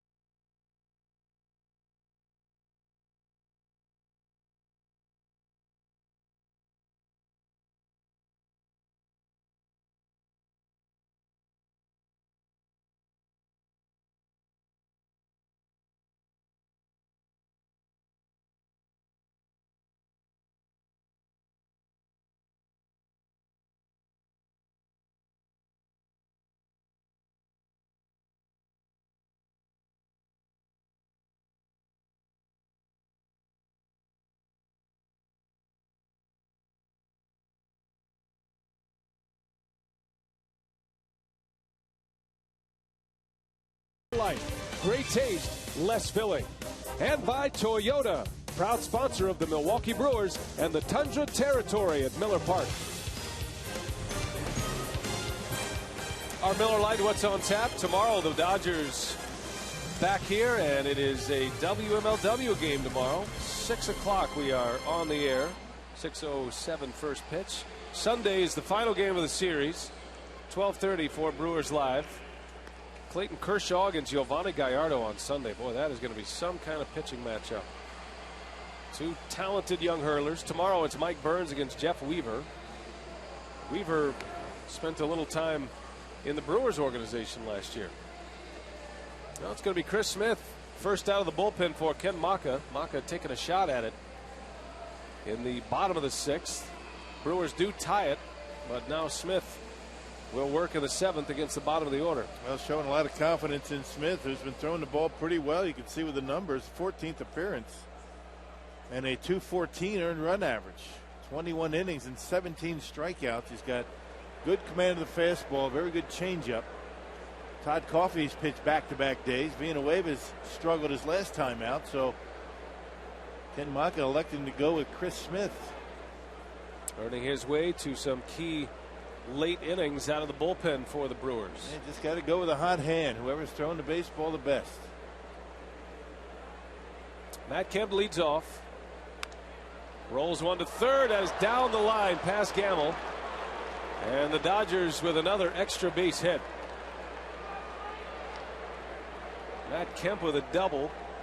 And now a 7-game hit streak. They just keep putting the pressure on, don't they? I mean, really no soft spots anywhere in that batting order. When you got a guy like Kemp hitting 8th, you know you've got a pretty good offense. A 300 hitter, drives in a lot of runs.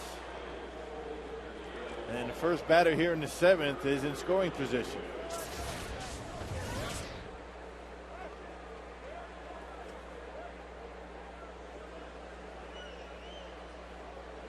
Pitcher spot due up. Joe Torre is going to make a move here. And it'll be Blake DeWitt who will hit for Mota. So Mota comes on and gets the double play ball to get out of the inning. Go ahead run at second base. And DeWitt hammers one to center field. Cameron makes the catch. Kemp tags, and he'll make it to third. So a productive out for the Dodgers as DeWitt advances Matt Kemp to third base with one away. Kind of showing you, how they're third in the league in runs and next to last in home runs, at least before tonight's game. Braden Looper thinking about those 4 mistakes that he made. 4 home runs, 3 of them solo shots. But really, other than that, threw the ball well. But unfortunately, those 4 home runs count. 1 walk, a couple of strikeouts for Looper in 5 innings. Bill Castro with a quick scouting report here, perhaps, with Rafael Furcal coming up. I checked that 6 innings for Looper, of course. Hey fans, bring your Thursday game ticket to Potawatomi for a chance to win fabulous prizes with Potawatomi Grand Slam Thursdays. Visit Brewers.com for details.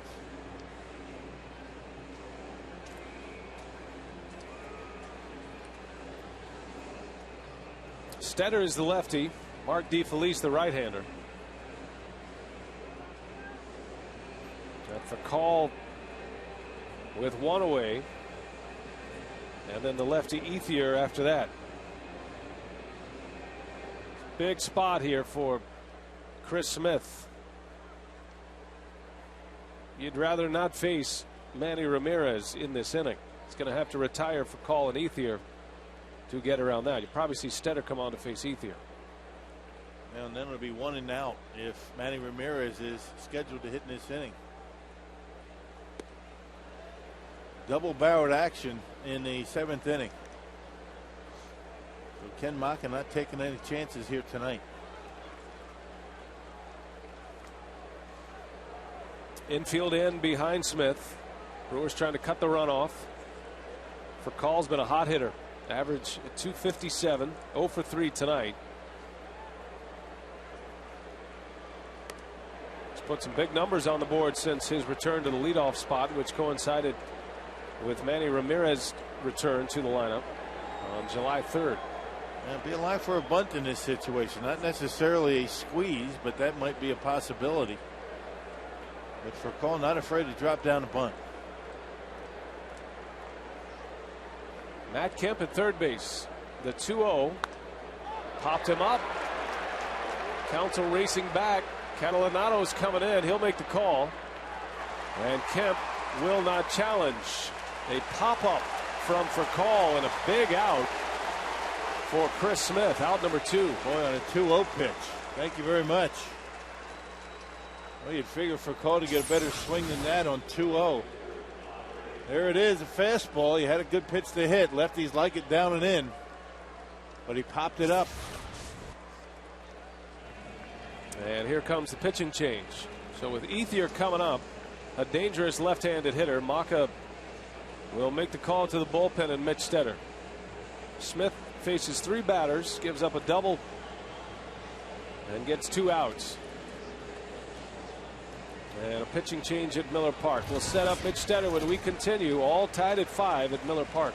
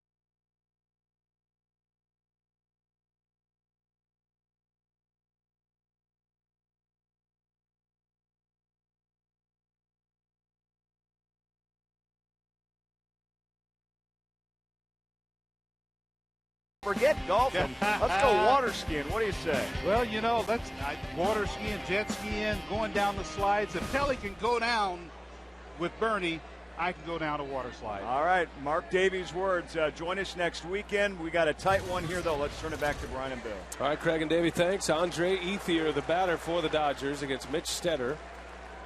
Lefty on lefty. Maka going with the matchup here in the 7th. Ethier has 2 hits. He homered in the 1st, and then he reached on an infield hit prior to the Manny Ramirez home run in the 6th.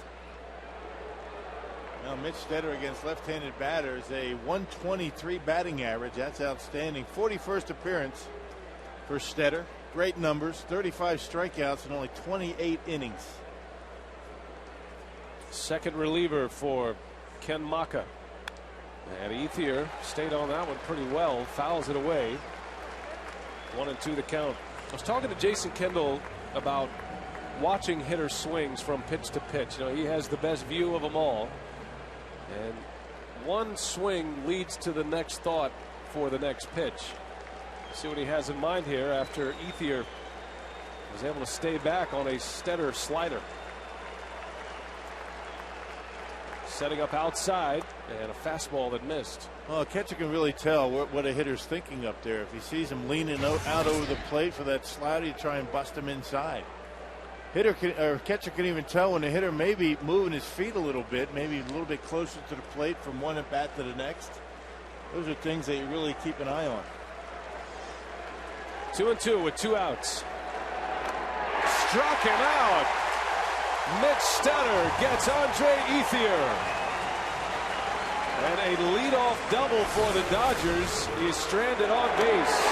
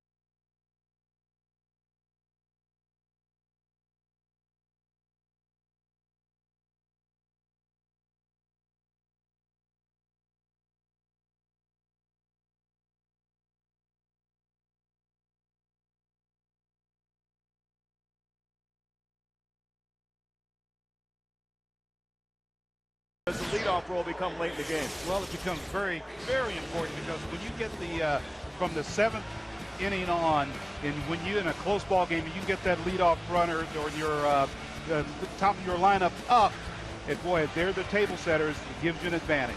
And the big hitters, if Kendall and Council can get on, will keep it going in Braun, Fielder, and Gamel. Davey and I will have Brewers Live postgame coming up after the ball game. Our on-field instructional.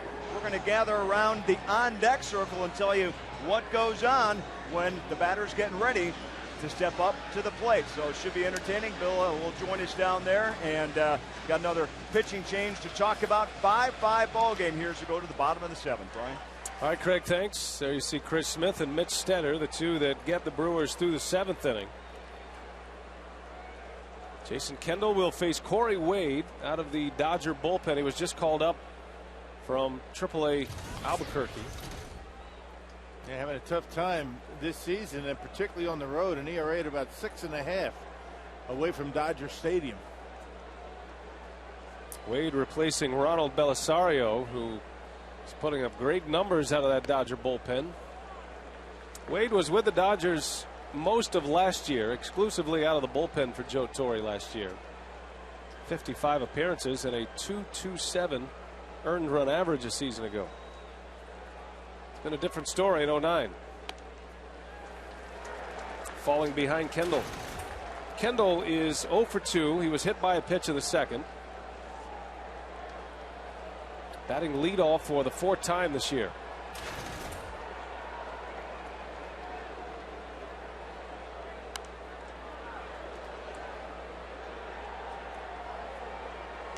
Kendall, a Los Angeles native, still lives in LA.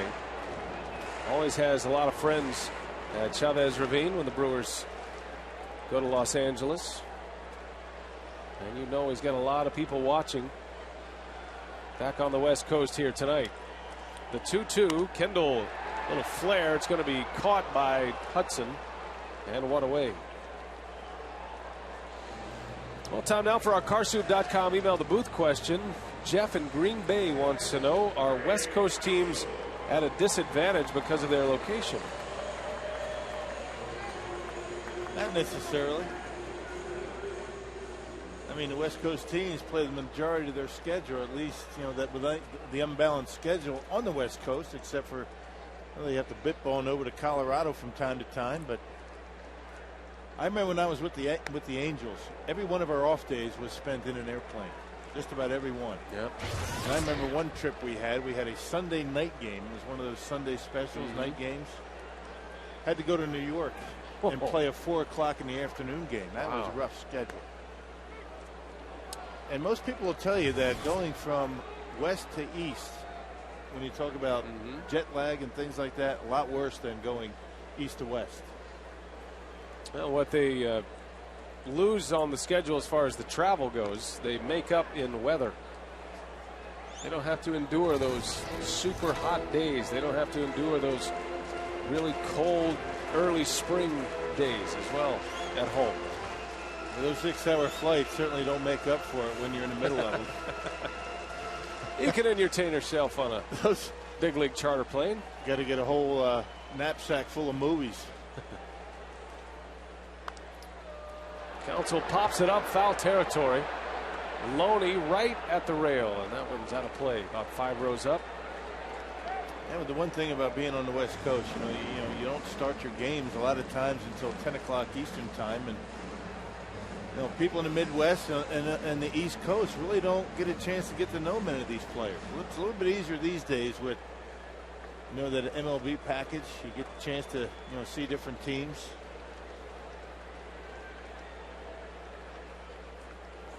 But before that, newspapers didn't even have box scores for West Coast games back in the East. And in the Central, too late. Has it affected the Dodgers this year? Or if it has, who knows how many games they'd have won.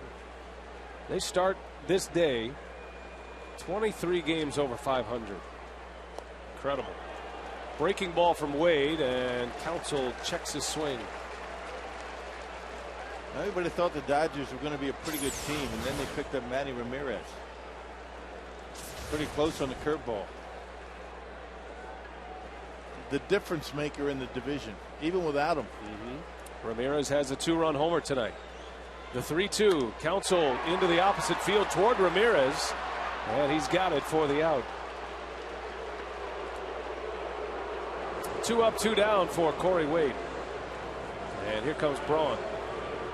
How much do you think the boos actually get into the head of Manny Ramirez? At all? 0%. Care less. He's used to it. Well, he had his troubles in Boston. Fans tell a different story. Fans of the Red Sox, that is. But he has been everything and more that the Dodgers could ever hope for.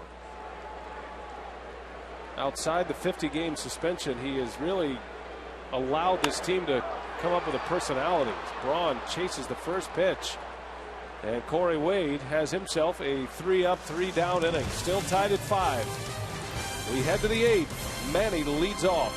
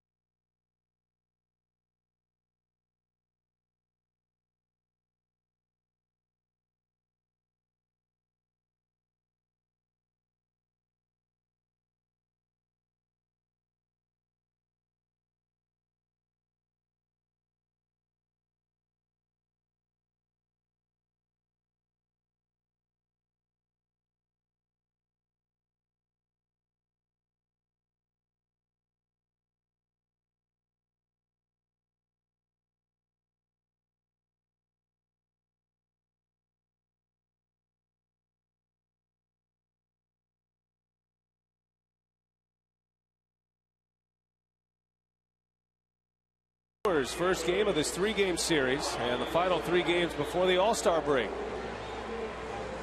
Good game so far. A lot of home runs hit. The Dodgers have 4. Manny Ramirez hit a 2-run homer in the 6th inning. His first and only hit of the night went to the opposite field, deep to right center, and that put the Dodgers on top 4-3 at the time. Now Ramirez set to lead off, and he will face Mark DeFelice, the 3rd pitcher out of Ken Maka's bullpen. Now 34th appearance for Mark, a 195 earned run average. Last pitch all the way back on Sunday against the Cubs at Wrigley Field. So it's been a while for DeFelice.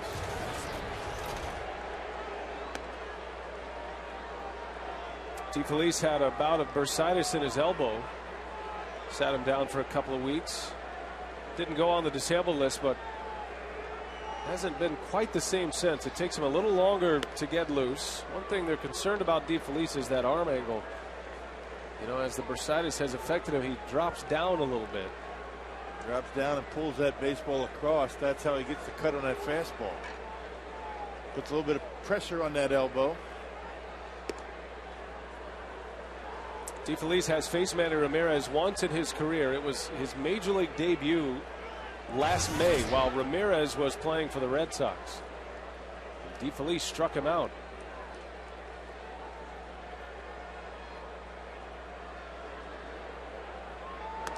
Swings away 3-0. Swung a ball 4.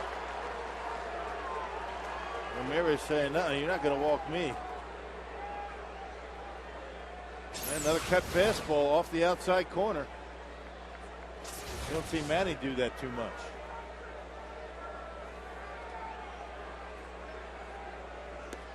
Another one.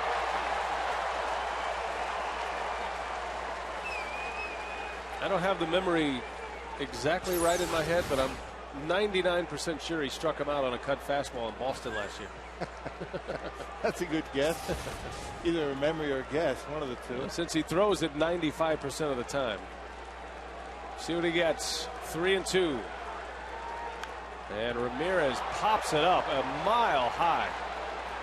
Kendall sizes it up. Good job by Defer, huh? Right down in the count 3-0. Ramirez swung at ball 4 and then able to get him. That cut fastball is right down the middle of the plate. That's not where he wanted it, but it worked out. Manny doesn't miss many of those. And I would imagine in about a week he's not going to miss that one. That was a big league pop-up. Good thing the roof was open tonight, Ron. So one big out for DeFelice. Coming all the way back, down 3-0 to Ramirez. DeFelice trying to go right through the middle of this Dodger order. Casey Blake is 0 for 3, although he lined out his last time up. That's a case right there. Manny Ramirez trying to do too much. I mean, a leadoff walk, not too bad for the Dodgers. Tried to hit the ball out of the ballpark.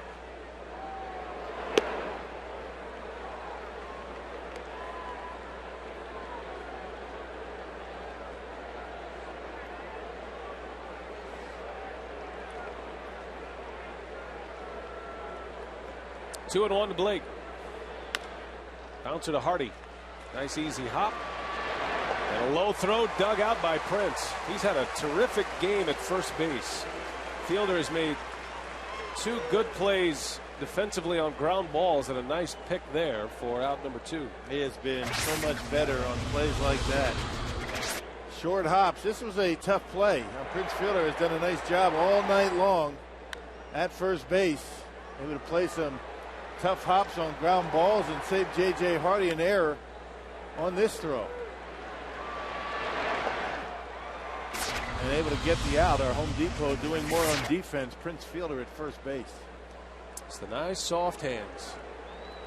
That's what Willie Randolph has been trying to get out of Prince Fielder. Get him away from the stab because he wants to attack the baseball. Let it come to you. It's like you're catching eggs. Catching eggs. Get with it. It's like the egg toss. Nice and easy. Might be a good drill. Might be a good instructional. You get Telly out on an egg toss, maybe. Yeah, he's good at the egg toss. He almost tossed his eggs going down that slide earlier tonight. We're not sure he didn't. He's a gamer, though. He got it done. 2-2 to Loney. Under a lot of pressure. That was. I'm proud of him.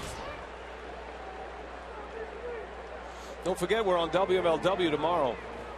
Back over the air tomorrow. 6 o'clock on the air. Game 2 of this series. Mike Burns against Jeff Weaver. Brewers in desperate need of a win. Loney, a little flare. Cameron coming in. He's got it. Mark DeFelice goes through Ramirez, Blake, and Loney. A 1-2-3 eighth inning.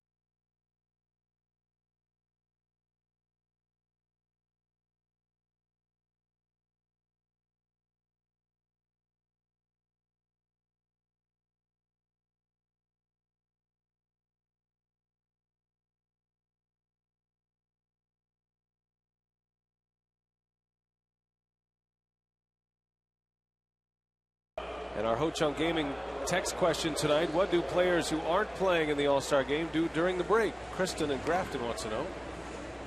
Back home to see the family? Kick back. Don't do anything. Recharge the batteries. Get to know the family a little bit. That's what I plan on doing. Yeah. Look out, fish. Stay home. Had a good day on Little Muskego Lake yesterday. Is that right? 5 big ones. Did some bass, did you? Yeah. Well done, Rock. Well, the Dodgers have a new pitcher. Brent Leach. No, his best pitch is a big overhand curveball that he throws about 78 miles an hour. Only left-hander in the bullpen for Joe Torre down there for the Dodgers. 32nd appearance. You can see he's been in there 31 times and only 18 in the third innings, which means he's not in there very long. He's in there to get a left-hander out. And tonight it's going to be Prince Fielder. Mark Loretta, the former Brewer, at first base on the double switch in there for Loney. Fielder and Gamel. And a strike from Mark Wegner, and Fielder barked at him. I think Fielder had a quick apology. That was a reaction from Fielder. And then a quick apology to say, hey, sorry about that. It was okay what he said, but he kind of jumped at the home plate umpire. They don't like that too much, especially when it's Prince. Had to get me backpedaling. What I meant to say was that was a strike all the way. Good call, Mark.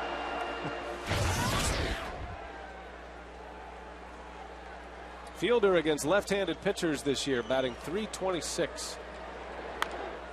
Bouncer to first. Big hop for Loretta, and one gone in the 8th.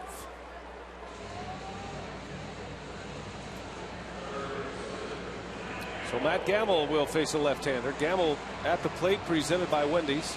He's had a good night at sacrifice fly and an RBI in the first inning. And then he had a single and a run scored in the 6th. Well, if you're going to bring your lefty in, this is a good time for it. Fielder, Gamel, Cameron, and then Catalinato.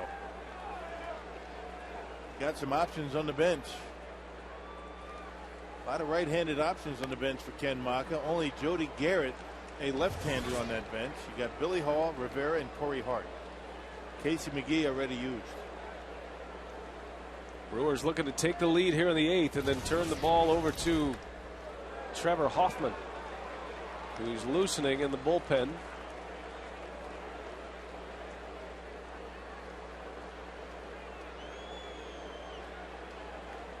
Gamel handles left-handers well. There's the all-time saves leader. 3 balls, no strikes on Gamel.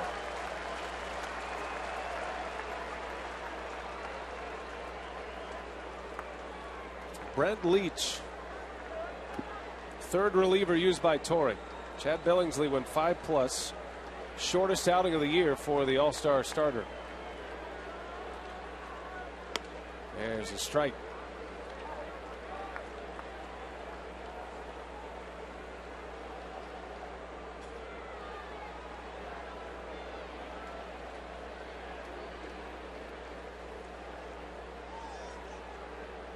That one's hit well. This one's got a chance, and it's gone! Matt Gamel has put the Brewers on top.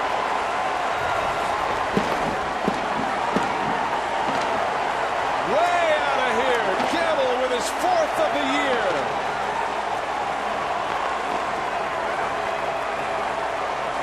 (6-5) Milwaukee.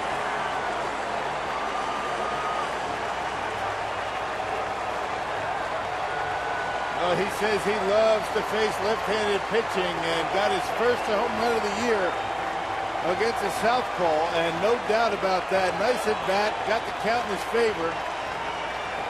Leads through him a center cut fastball right down the middle.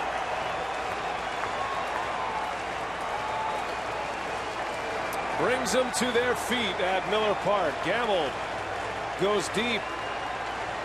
His 3rd Miller Park home run, his 4th overall.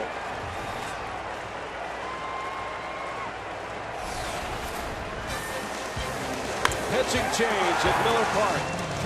The Brewers with a lead in the 8th.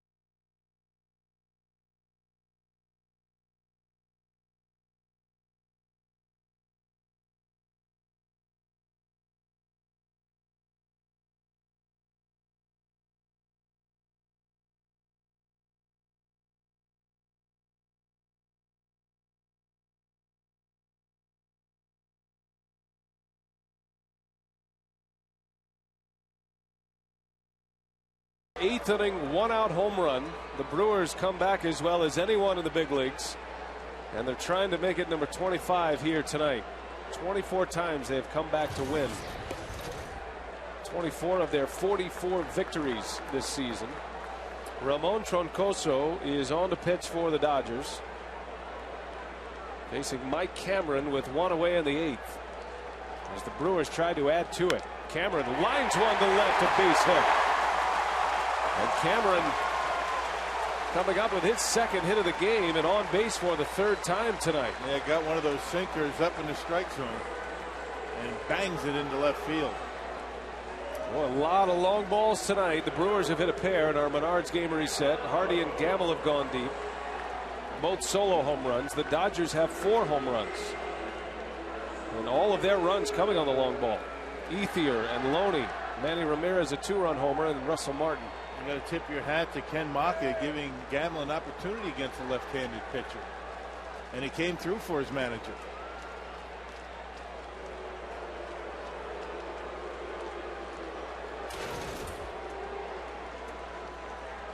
Troncoso, the 4th reliever used. Isn't it amazing when your players perform and they do what they're supposed to do, how smart you are as a manager? And Ken Maka would be the first to admit that. It helps, doesn't it? When guys get the job done, makes his job a lot easier, particularly after the ball game, answering questions. And it's nice to have that guy to finish a game. Trevor Hoffman getting ready for the 9th.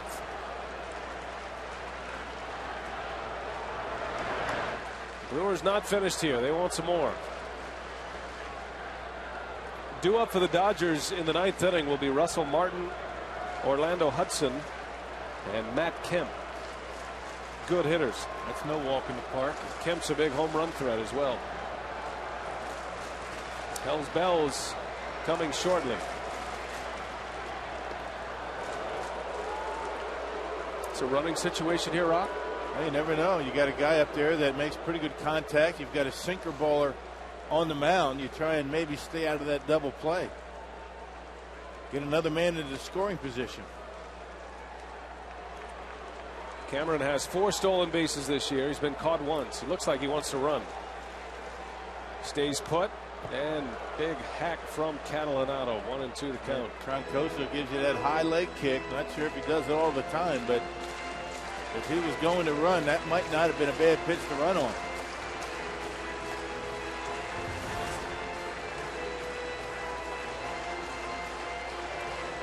Brewers Live coming up after the game. Craig and Davey, Telly with interviews. Milwaukee has taken the lead 6-5 here in the 8th on a Gamel home run.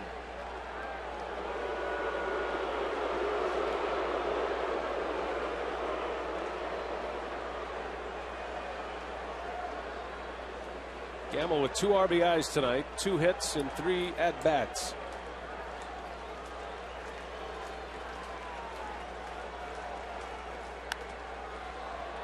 Count remains at 1-2.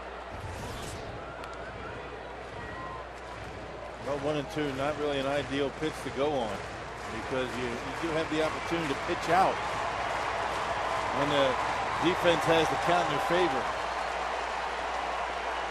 2 balls and 2 strikes, not a bad pitch to run on, though. Catalanato had a big hit for the Brewers in the 6th. An RBI single brought him within a run. And he shoots that one to the opposite field. Second hit of the night for Catalanato. And Rock, you pointed it out. His last at-bat where he pulled and rolled over in the first 2 at-bats. Now he's letting the ball travel a little bit. He's getting some more playing time. He's getting some consistent at-bats. He's becoming more relaxed at the plate and acting like the hitter that he was when the Brewers called him up. He's a contact hitter that shoots the ball all over the field, and the more at-bats you get, the more comfortable you get, the more you're able to wade back and do what he did.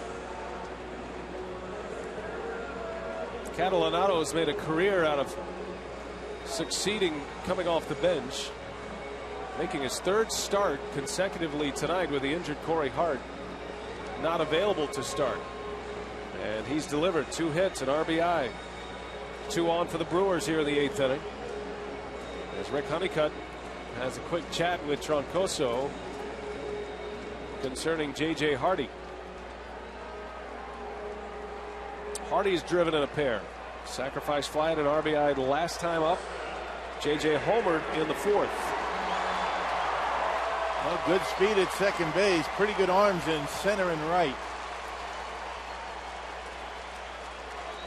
So a base hit should score a run.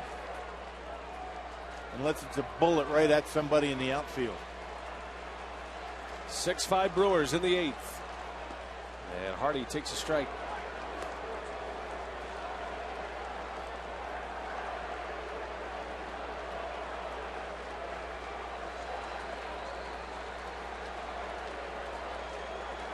Catalinato keeping an eye on Cameron.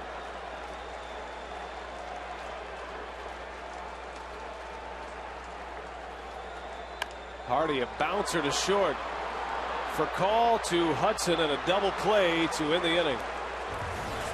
Well, the Brewers finish it up, but they get a run. Matt Gamel, the rookie, with a big home run, the biggest of his Brewers career so far. And now they'll turn it over to Hoffman.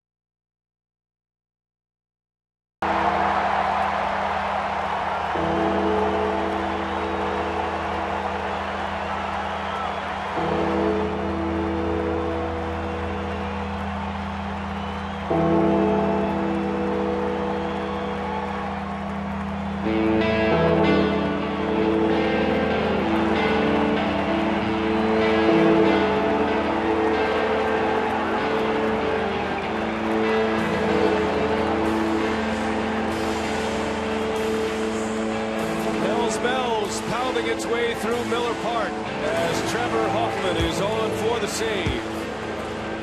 The Brewers lead it 6-5.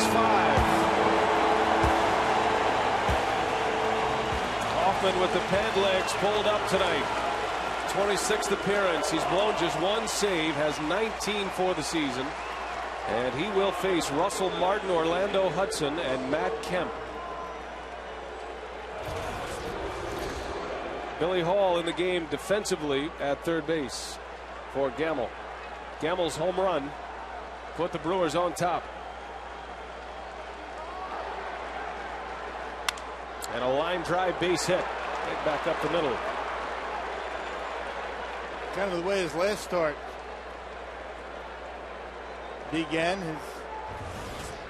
A leadoff double, but Trevor was able to strand that base runner. Well, these Dodgers know him well. Hoffman saving games for the Padres for the last 16 years. So there are no secrets when it comes to Trevor Hoffman. Yeah, Skip Schumacher led off with a double, but Cardinals were not able to score. So Trevor used to this situation. A bunt to the right side. Hoffman can't get it. Fielder is there, and it's in time for the out. Boy, that was a very good play by Prince Fielder, having to dodge Hoffman first of all, And a good feed over to Council covering the bag. Yeah, that's the guy who made the play. I mean, ordinarily, Craig is going to be moving over toward first base. A lot of times that's going to be a collision between the pitcher trying to cover first and that second baseman. Trevor Hoffman does a nice job realizing that Craig's there and doesn't try to catch the baseball. Good teamwork. Yeah, I'm telling you. And a good bunt. That was a heck of a bunt by Orlando Hudson. Savvy old veterans right there at Hoffman and Council. Tying run at second base. One gone. Here's Matt Kemp. Loretta is on deck. Kemp comes in, the 10th best batting average in the National League. And he bunts. And this is a good one. Kendall fires, not in time. Bunt single for Matt Kemp. I don't get that. I just don't get that. I mean, if you don't bunt for a base hit and you're not safe, that's a bad play. Barely able to stay fair. That's a surprise that Matt Kemp would do that. Basically what you're saying is, I'm not going to drive this run in. I'm going to leave it up to the next guy. Now the Brewers now have the opportunity to get out of this inning with a double play ball.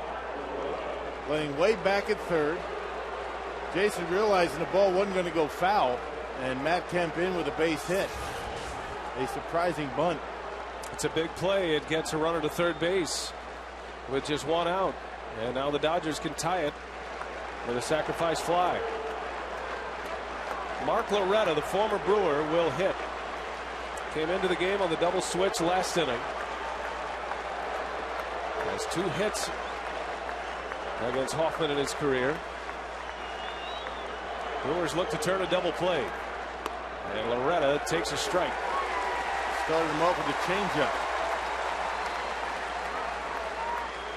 Loretta, a professional hitter that likes to use right field. And very tough in these situations. A guy like Hoffman that throws that changeup, he'll stay back on it. Loretta and Hoffman, teammates in San Diego. Line drive, base hit. We're tied. Boy, the Dodgers are something else. They just don't go away, do they? Like a surgeon, they come out here, 3 hits against Hoffman and tie the game right away, 6-6. And stayed back nicely on that changeup. Changeup down the middle, and Loretta not fooled by it, not out in front, hits it square, and we're all tied, and the Dodgers still with a man in scoring position. Go ahead and run at second. And good speed out there as well in Matt Kemp. Top of the order. Here's for call. Los Angeles wasting no time erasing the deficit here in the 9th inning. 3 hits and a sacrifice bunt.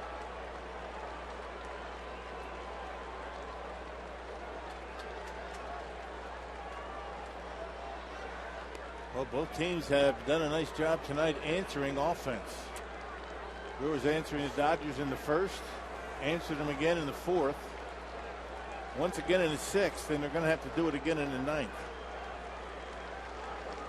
Hoffman trying to get the Brewers to the dugout, still tied. Bouncer, Council, got to hurry. Hardy's throw, and it's in time, a double play. The Dodgers score, but the Brewers turn a sweet double play to end the inning.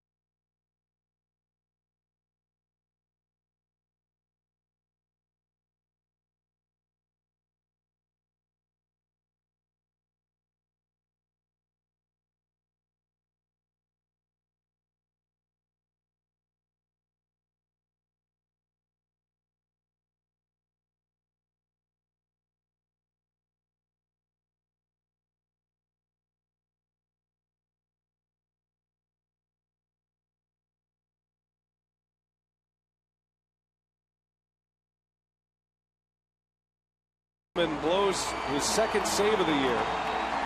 All tied at 6. Troncoso is still out there. The Brewers have 9-1-2 coming up. The pinch hitter will be Jody Garrett. And then back to the top of the order, Kendall and Counsell. An impressive double play with Rafael Furcal running down the line. Well, he just barely able to beat him. Had he not been able to get that double play, would have had to deal with Andre Ethier, a very dangerous hitter who was having a pretty good night. Well, now the Brewers with an opportunity. As we said, every time the Dodgers have scored tonight, the Brewers have been able to answer back. It has been a struggle for Garrett since he arrived to the Brewers in the trade with the Padres that sent Tony Gwynn to San Diego. But he's up there in a big spot right now. All 4 of his home runs this season came as a Padre. It's 1 for 14 as a pinch hitter with the Brewers this season. What a spot to be in. He's got a chance to win it with 1 swing of the bat. And a tough guy to hit home runs on. Guy that throws that sinker, keeps it down in the zone. Gets a lot of ground ball outs. Villanueva in case there is a 10th inning.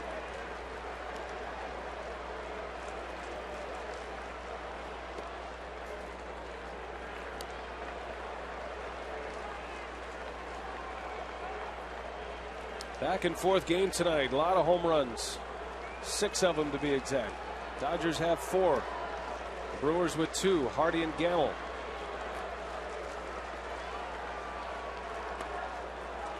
Two and 2 on Garrett. Nice to get this guy on. He can run. He's got great speed. Get him on the bases and take your chances.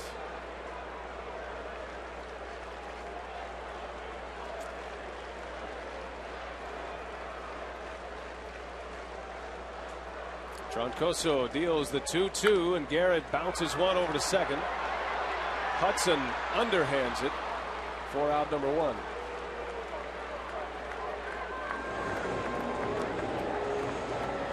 One gone in the 9th. Top of the order now, Kendall. Kind of an interesting play for Orlando Hudson, an underhand flip over to first base. Not the way most guys would play it, but it works. You know, the Dodgers, and it's easy to be this way when you're 23 games over 500, but they play with such confidence. Kendall, a base hit to center field. Jason Kendall with his first hit of the game, and the winning run is now aboard. Right, just out of the reach of Orlando Hudson, so the Brewers have the winning run on base. Going after the first pitch, he got one up in the strike zone. Didn't try and pull it. Just out of the reach of Hudson. It looked like he hurt something. Rolled over on that arm.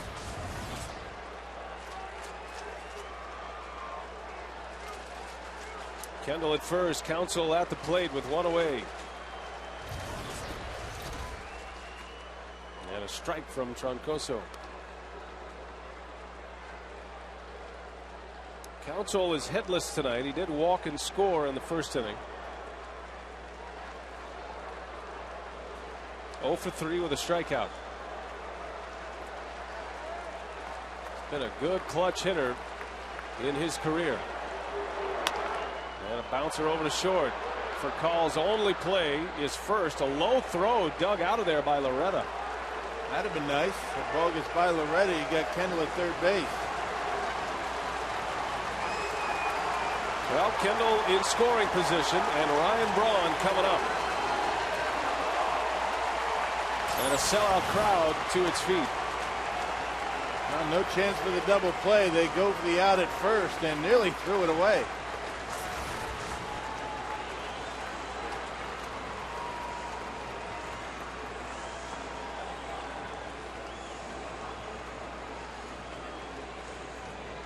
Keep in mind, behind Ryan Braun, you got Prince Fielder. No left-handers available out in that bullpen for the Dodgers, so they've already burned their only lefty. So he will face a right-hander should he get in that bat. Winning run at second. Braun trying to walk off against the team he grew up cheering for, the Dodgers. 6-6, bottom of the ninth. Troncoso delivers in the dirt. Good play by Martin. That was a very good play by the Dodger catcher. Only about a foot outside and bouncing in front of home plate. Doesn't get much tougher than that.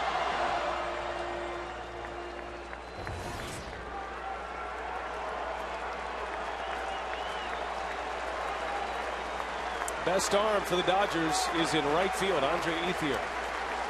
Matt Kemp has a good arm in center. Manny Ramirez, below average arm in left. And Braun takes a strike. Brony a little surprised that ball was inside. He's looking away. They've been pitching him away all night.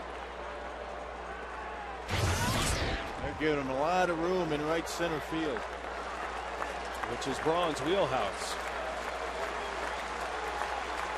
That's the area that the Cardinals protected against Braun. The Dodgers go the other way.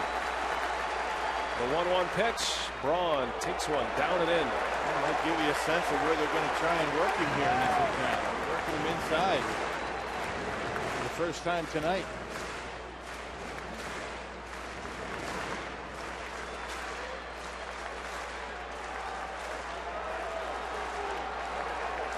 Winning run at second base. Kendall has a good lead, and he'll be off with a crack of the bat. Tied him up. They're just continuing to pound him inside. That's why they've got Kemp shaded around toward left field.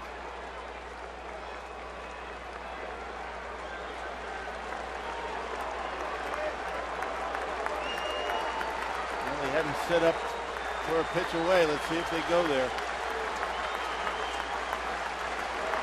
Martin sets up outside. And the 2-2. Braun strikes out. Troncoso comes down and in. The Brewers strand a runner at second base, and we are headed to extra innings at Miller Park.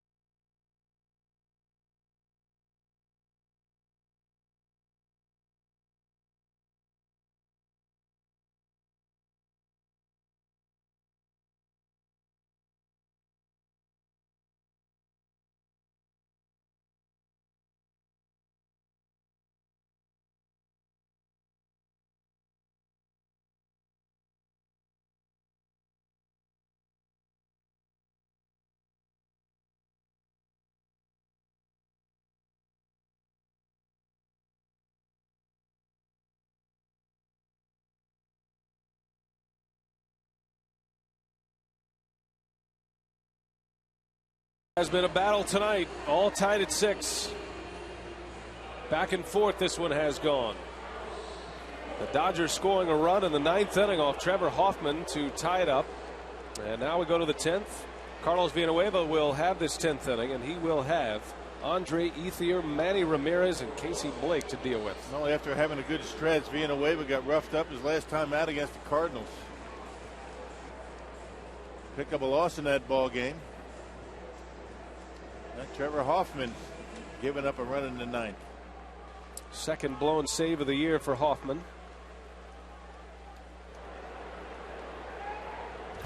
Ethier has 2 hits. He homered in the first inning off Looper and reached on an infield hit in the 6th. As Villanueva gets ahead of him. Carlos took the loss yesterday.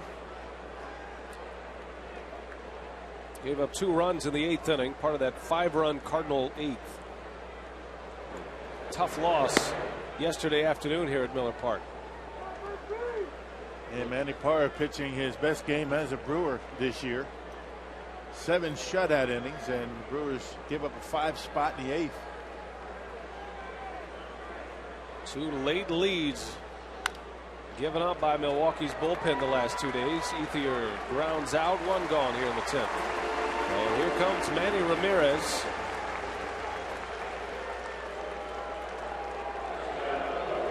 Manny Ramirez.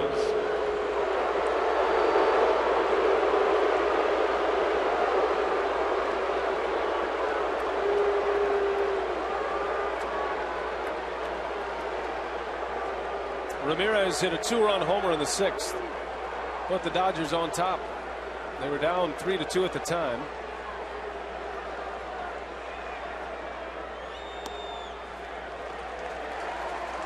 Villanueva gets ahead of him.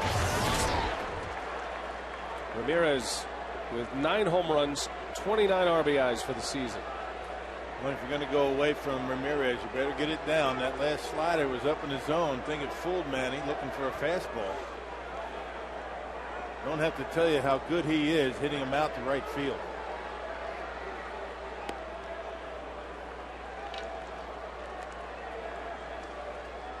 I guess the best way to attack Manny Ramirez is try to get him up and in.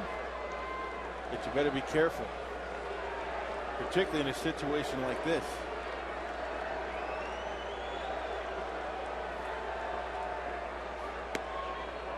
Two and one. That's the way you want to throw it, down and away.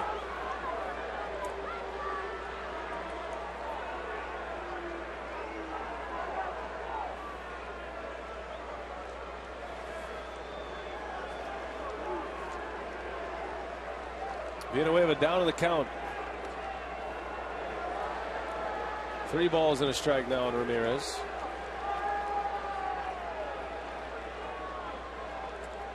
A walk is not the worst thing in the world with this guy. No. Yeah, particularly when you've got behind 3-1. He's going to be looking away. He's probably going to be looking away for something soft like a slider.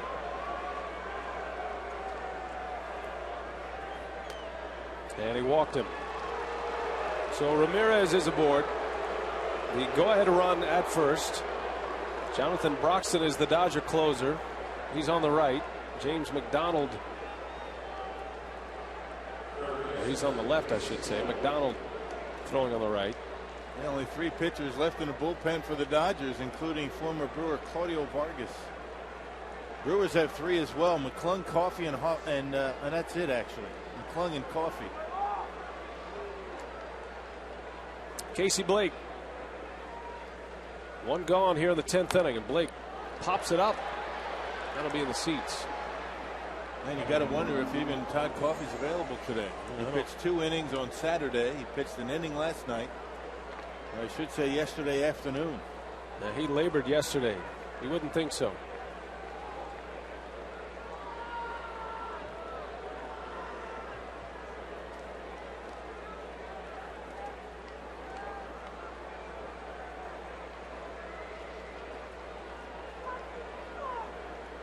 All tied at 6 here in the 10th. Villanueva looking for a ground ball. Blake into right center. That's well hit. Long run for Cameron, and he can't get it. It's off the wall and a big bounce, and Ramirez is going to score, and the Dodgers have the lead. Casey Blake with an RBI double. Excuse me, an RBI triple, and it's 7-6 Los Angeles. Well, they can beat you up and down that lineup, from 1 down to 8 in the lineup, and tonight 9 with Loretta with a base hit to tie it. A slider up in the zone, and Casey Blake goes right with it off the wall. Cameron tried his best to get there, got a little bit too close to the wall because he had to catch it, couldn't play the carom, And Casey Blake in with a triple. Juan Pierre is pinch hitting, and he'll be intentionally walked.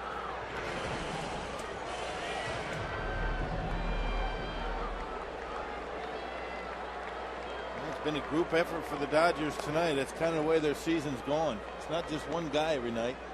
It's not just one or two every night. It's everybody up and down that order, and that's what it's been tonight.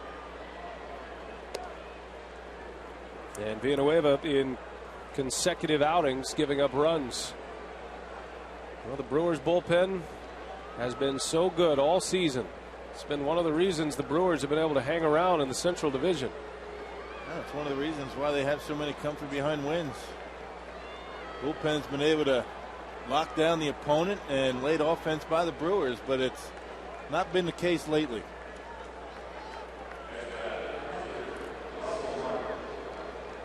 So runners at the corners. And a Russell Martin coming up. Brewers are going to take a shot at a double play to get him out of the inning. Their corner infielders will back up. Pierre is a base stealer. You might see him take off.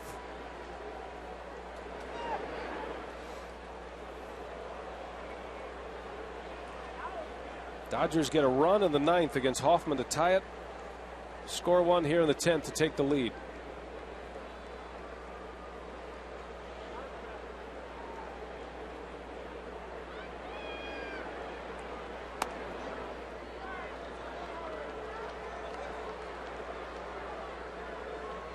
Martin has homered against Villanueva in his career.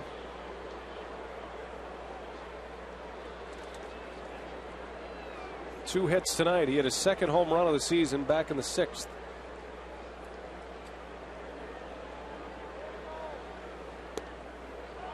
Two and 0. They just can't throw that slider for a strike when it's down in the strike zone, and the strikes that he's thrown with that pitch have been up, and those are the ones that get hit.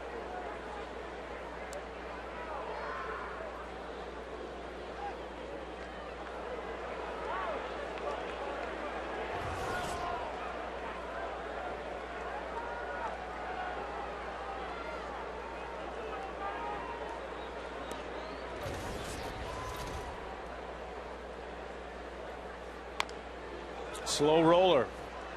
And Hall tried to barehand it. That's a fair ball, and another run is going to come in to score.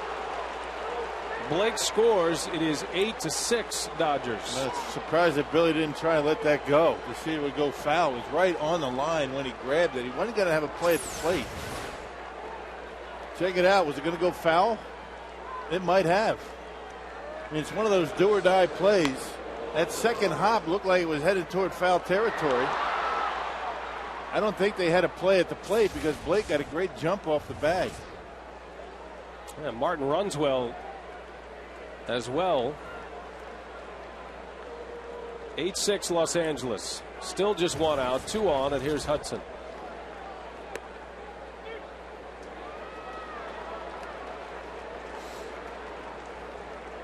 The Brewers are going to have fielder Bill Hall and Mike Cameron due up in the bottom of the 10th.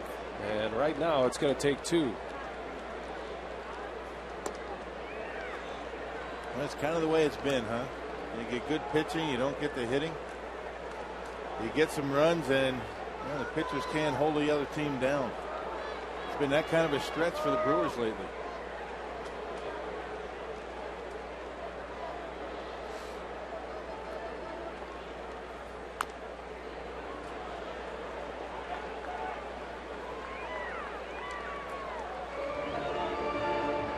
Casey Blake with an RBI triple to put the Dodgers ahead. Martin drives in his second of the game on his 3rd hit. Dodgers scoring 3 runs in the last 2 innings.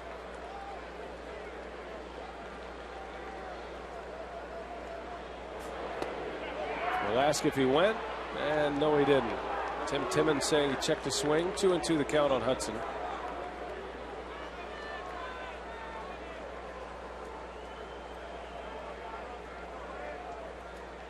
Milwaukee stranding a Runner at second base with 2 outs. Braun struck out with Kendall at second in the 9th. 3-2.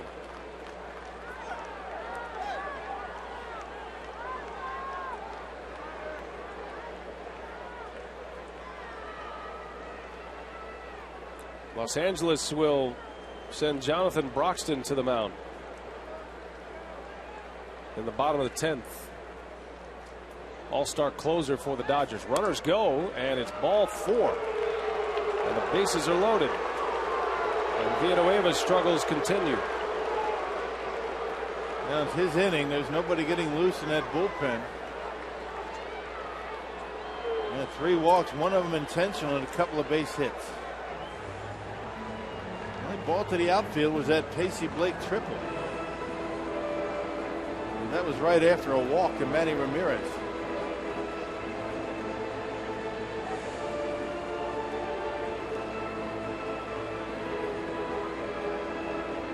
Some long faces here at Miller Park. It's been a struggle on this homestand. Still time tonight.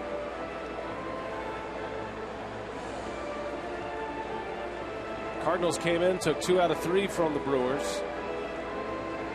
Milwaukee yesterday with a 1-0 lead going into the 8th, and the Cardinals scored 5 runs.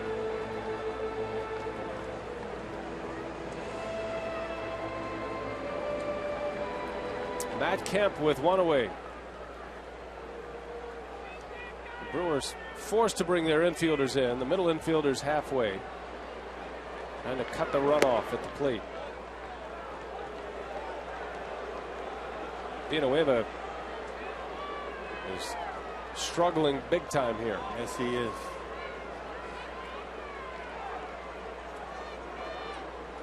Kemp had a bunt single in the 9th. That was the key play in the 9th. Before Loretta's hit tied it.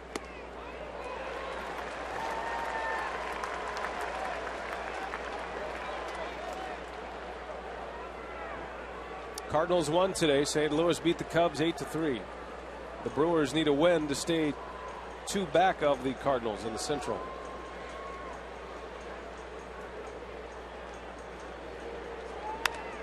That one is hit well to left. And Matt Kemp has hit a grand slam home run. Man, oh man. Where did this game go?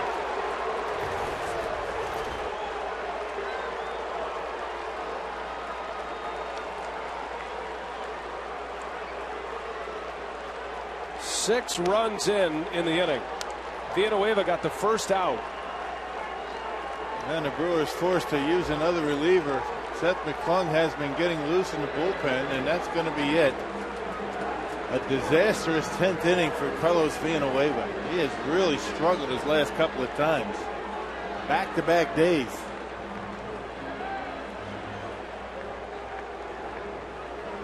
(12-6). Dodgers, and Maka forced to make a call to the bullpen. We'll take a timeout.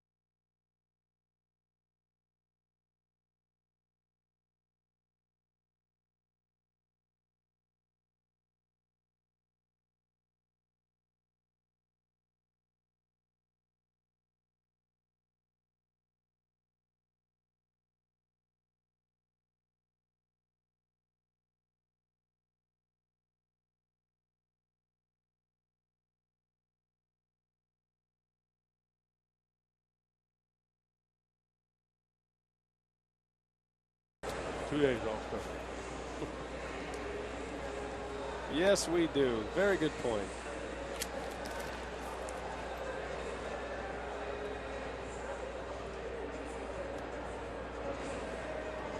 Now that look tells it all. Ken Maka, what else can he do? Hoffman gives up the run that ties the score in the ninth. Villanueva gets one out. And then 6 batters reach. A grand slam home run by Matt Kemp. His 3rd grand slam of the year. The first time all season the Dodgers have hit 5 home runs in a game this season.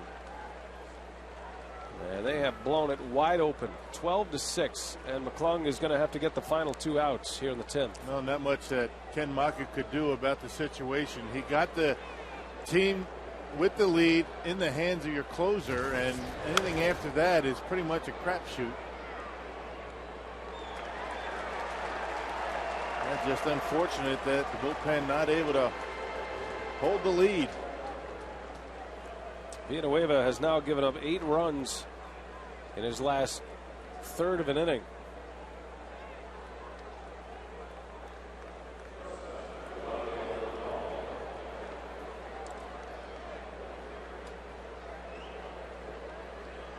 Two outs, and Rafael Furcal will bat, the 9th man in the inning to hit.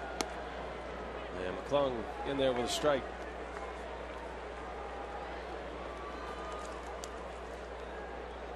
Dodgers the best record in all of baseball. And they're showing you why here tonight.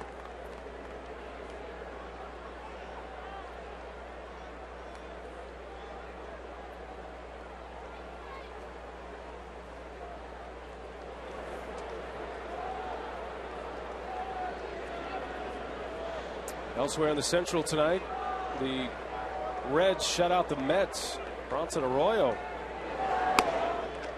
putting together a shutout effort. 3-0 was the final score. Cincinnati getting a complete game 4-hit shutout from Arroyo. Reds are a game under 500. Counsell, and not in time. That'll be an infield hit.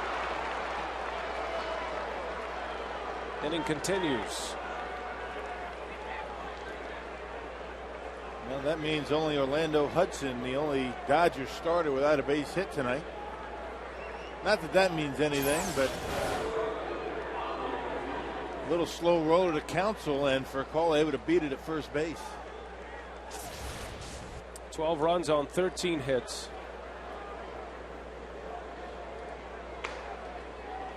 Furcal with his first. And here's Andre Ethier. He started this inning by grounding out. That one gets by Kendall.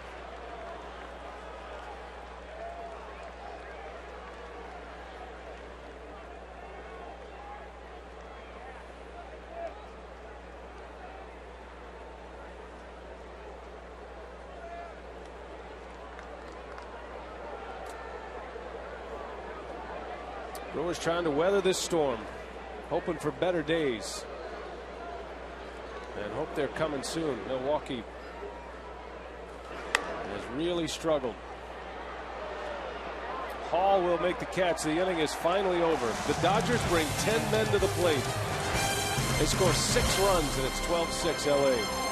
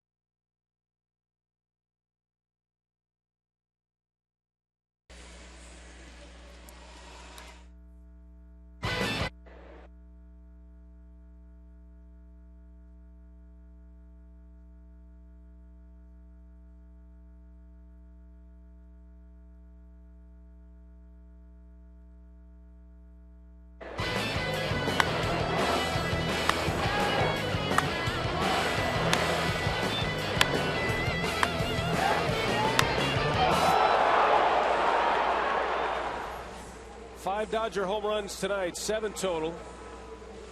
Dodgers for the first time this year belting 5 homers, a grand slam by Kemp in the 10th. And it's 12-6 Los Angeles as we head to the bottom of the 10th inning. 6 to tie, 7 to win is what he says.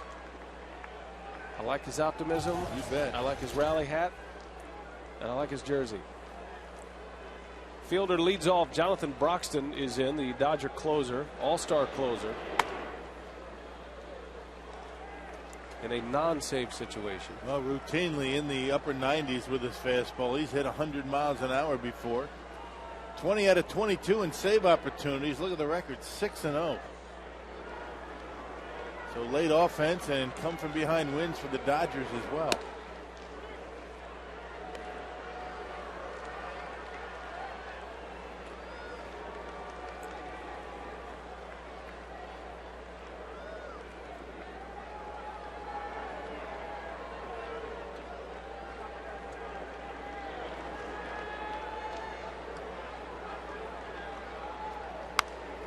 Always a good matchup to see the power of Jonathan Broxton against the power of Prince Fielder.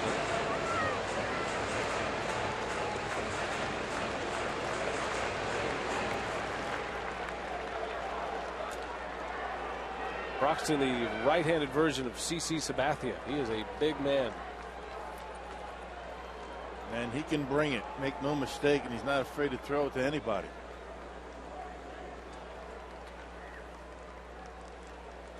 Ball and 2 strikes.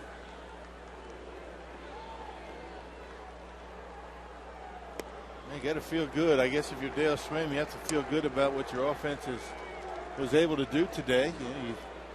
You knocked Billingsley, one of the league's best, out, his shortest outing of the year. The Brewers able to put up 6 runs on one of the best pitching staffs in all of baseball. But they have a lot of work yet to go.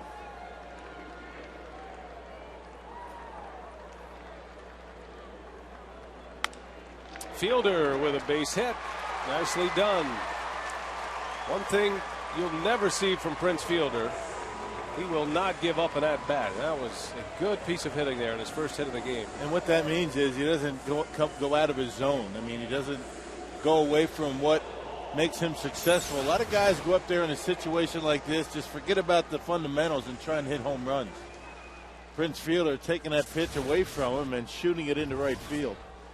Or rather left field.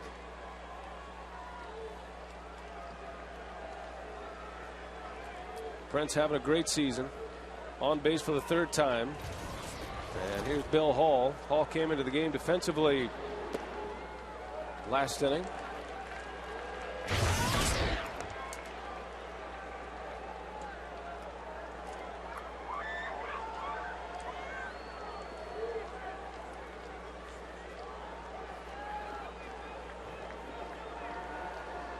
Dodgers get 6 runs in the 10th inning and lead 12-6. It was a 5-run Cardinal 8th inning yesterday. And a 6-run 10th tonight. It's not a good recipe for success.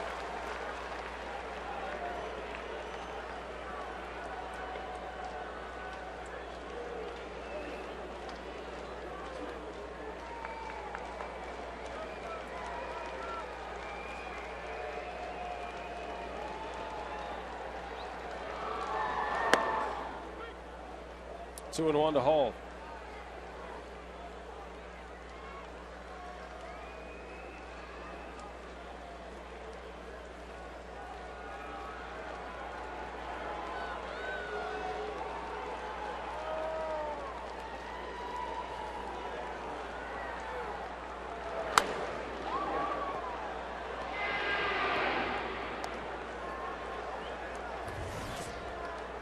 Broxton, an all-star for the first time.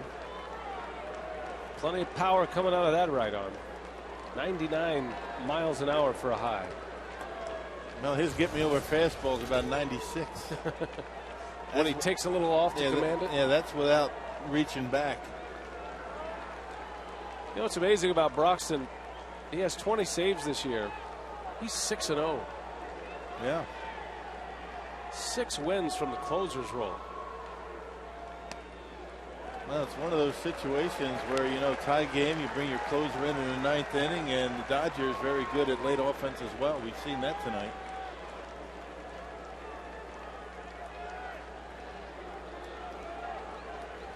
Broxton has 65 strikeouts in just 39 innings.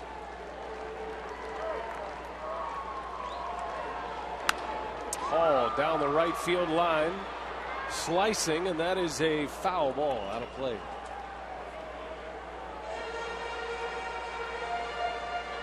Dodgers had Takashi Saito closing games for him. There was a little talk that the Dodgers were going to pursue Trevor Hoffman. Hoffman stating that the Brewers pursued him harder, and he ends up as the Brewer closer. Broxton given the job this spring, and he's made the most of it.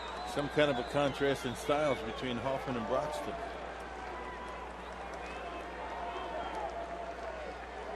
Three and two to Billy Hall. And he's hanging tough. Mike Burns tomorrow, Rock. He's going to get another shot in the starting rotation. He struggled at Wrigley Field, but his last start at Miller Park was a good one against the Mets. A controlled pitcher that needs to keep the ball down. Didn't do a lot of it at Wrigley Field. I hope he's able to do that, keep it down, mix his pitches up.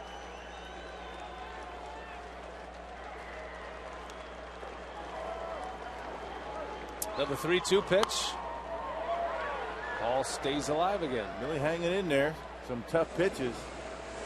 That last one, an 87-mile-an-hour slider. Man. And had more than just a little bump of a break in it. Straight to the bottom of the zone. Your first at-bat of the day in the 10th inning comes against Jonathan Broxton. Good job hanging in there. Good wake-up call.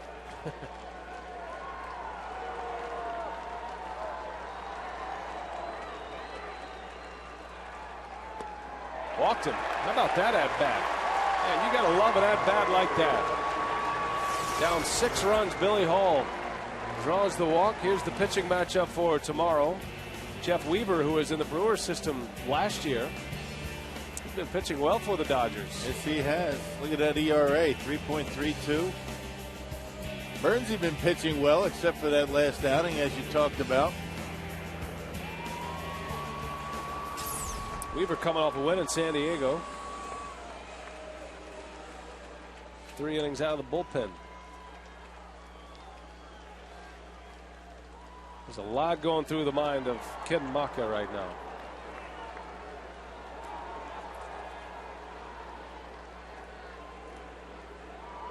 Man, not much of a good right now. Now, the last time Chad Billingsley started a game was in San Diego. And Billingsley had a 2-hitter going. He took it into the 9th inning. The Dodgers then gave the ball to Broxton. They proceeded to blow a 5-run lead. The Padres came back to tie it. Dodgers would win the game. But the Padres scored 5 runs in the bottom of the 9th inning in San Diego. Now, so there is the possibility of a comeback here. Going to need 6. Going to need more than 5. Might as well get 7. A tall order, you betcha.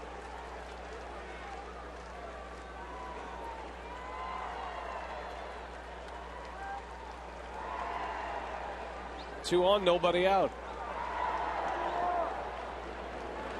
Cameron rips one to left, a base hit. And just like that, the Brewers have loaded the bases here. Well, never say die. And 3 very good at-bats here in the 10th against one of the league's best. And here comes Rick Honeycutt. Nothing coming easy for either pitching staff here tonight. Nice short stroke by Cam. Got a fastball down in the zone. That's where you can get them. When they're in the upper 90s and you get them down in the zone, a lot easier to get the barrel on them. They get them upstairs. It's tough. Cameron with 3 hits tonight. He's been on base 4 times. Bases loaded, nobody out. And the Dodger closer throwing 17 pitches thus far. Corey Hart getting ready to swing the bat.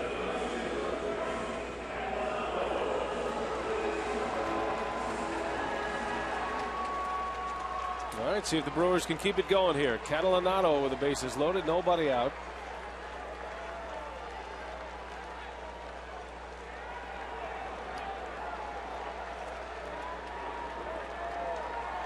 Two hits and a walk so far in this inning.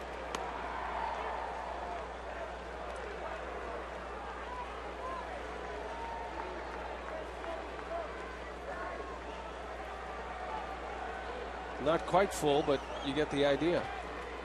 It was a couple of days ago. Little carryover effect. Yeah. All right.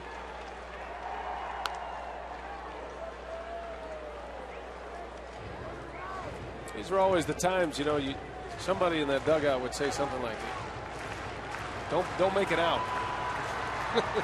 Everybody go up there and get a hit. Reach base. Everybody gets on. They say that all the time, don't they? Don't make it out. Don't make any outs. You don't be the one to make it out.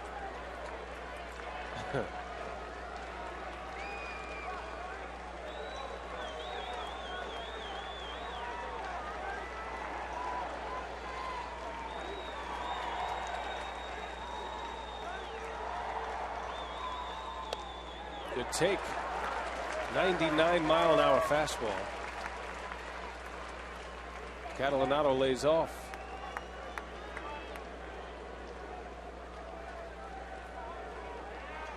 He's ready. He's feeling something. He's on his feet. Ball at 2 strikes to Catalanato. In the left. Pierre is back. That'll get a run home. First out of the inning. Fielder will score. And it's 12-7. Sacrifice fly and an RBI for Catalanato. His second RBI of the game. And the Brewers have scored against the Dodger closer. 5 to go, Rob. I need a couple of base runners, right? Try to get Brawny back up to the plate, see what happens. Yeah, if you're looking at the lineup right now, and if you let your imagination go, the moment of truth would have Braun or Fielder at the plate.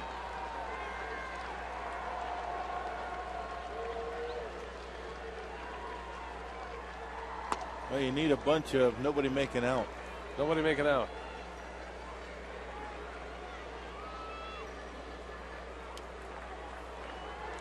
Hardy is homered in this game. Drove in a pair.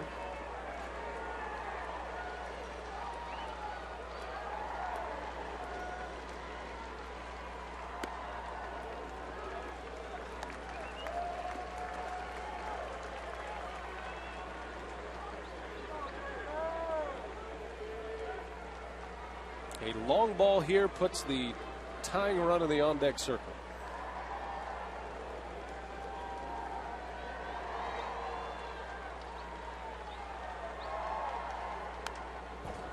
Tied him up. That's what we're talking about. You know, fastball at 97 miles per hour. You get it down around mid-thigh, down around the knees, you can get the barrel of the bat on it, but when you get it up there around above the belt, awfully difficult to square up. A lot easier to drop that bat head down in the zone than it is to pull it through up in the zone. Have to be very quick to get to that fastball up there.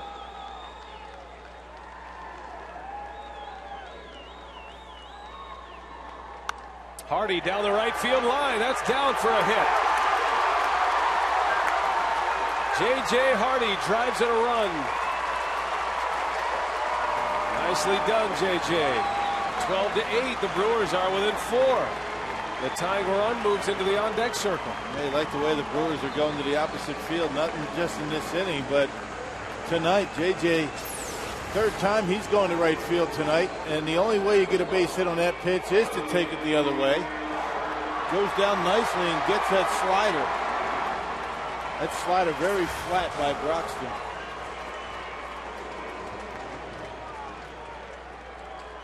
Broxton has not pitched since that outing against the Padres where he gave up 3 runs in an inning.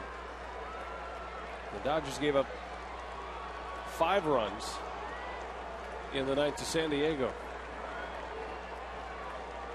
And no matter what, he is going to have a high pitch count performance tonight. Corey Hart's first at bat coming off the bench. And Hart, a little flare coming in as Ethier, and he's got it for the out, and Cameron won't challenge. Second out.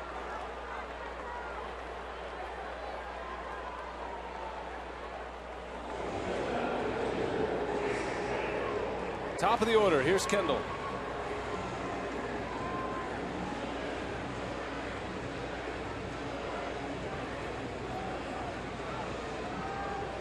The tying run in the on-deck circle. Craig Counsell. Kendall trying to make sure he gets him an at-bat.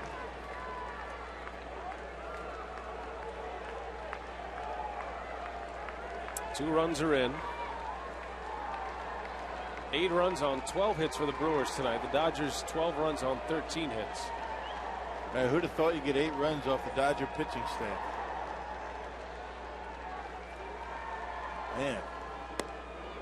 Well, you hate to let one like that slip away when you get that kind of offense against this kind of pitching staff. You hate to give it up.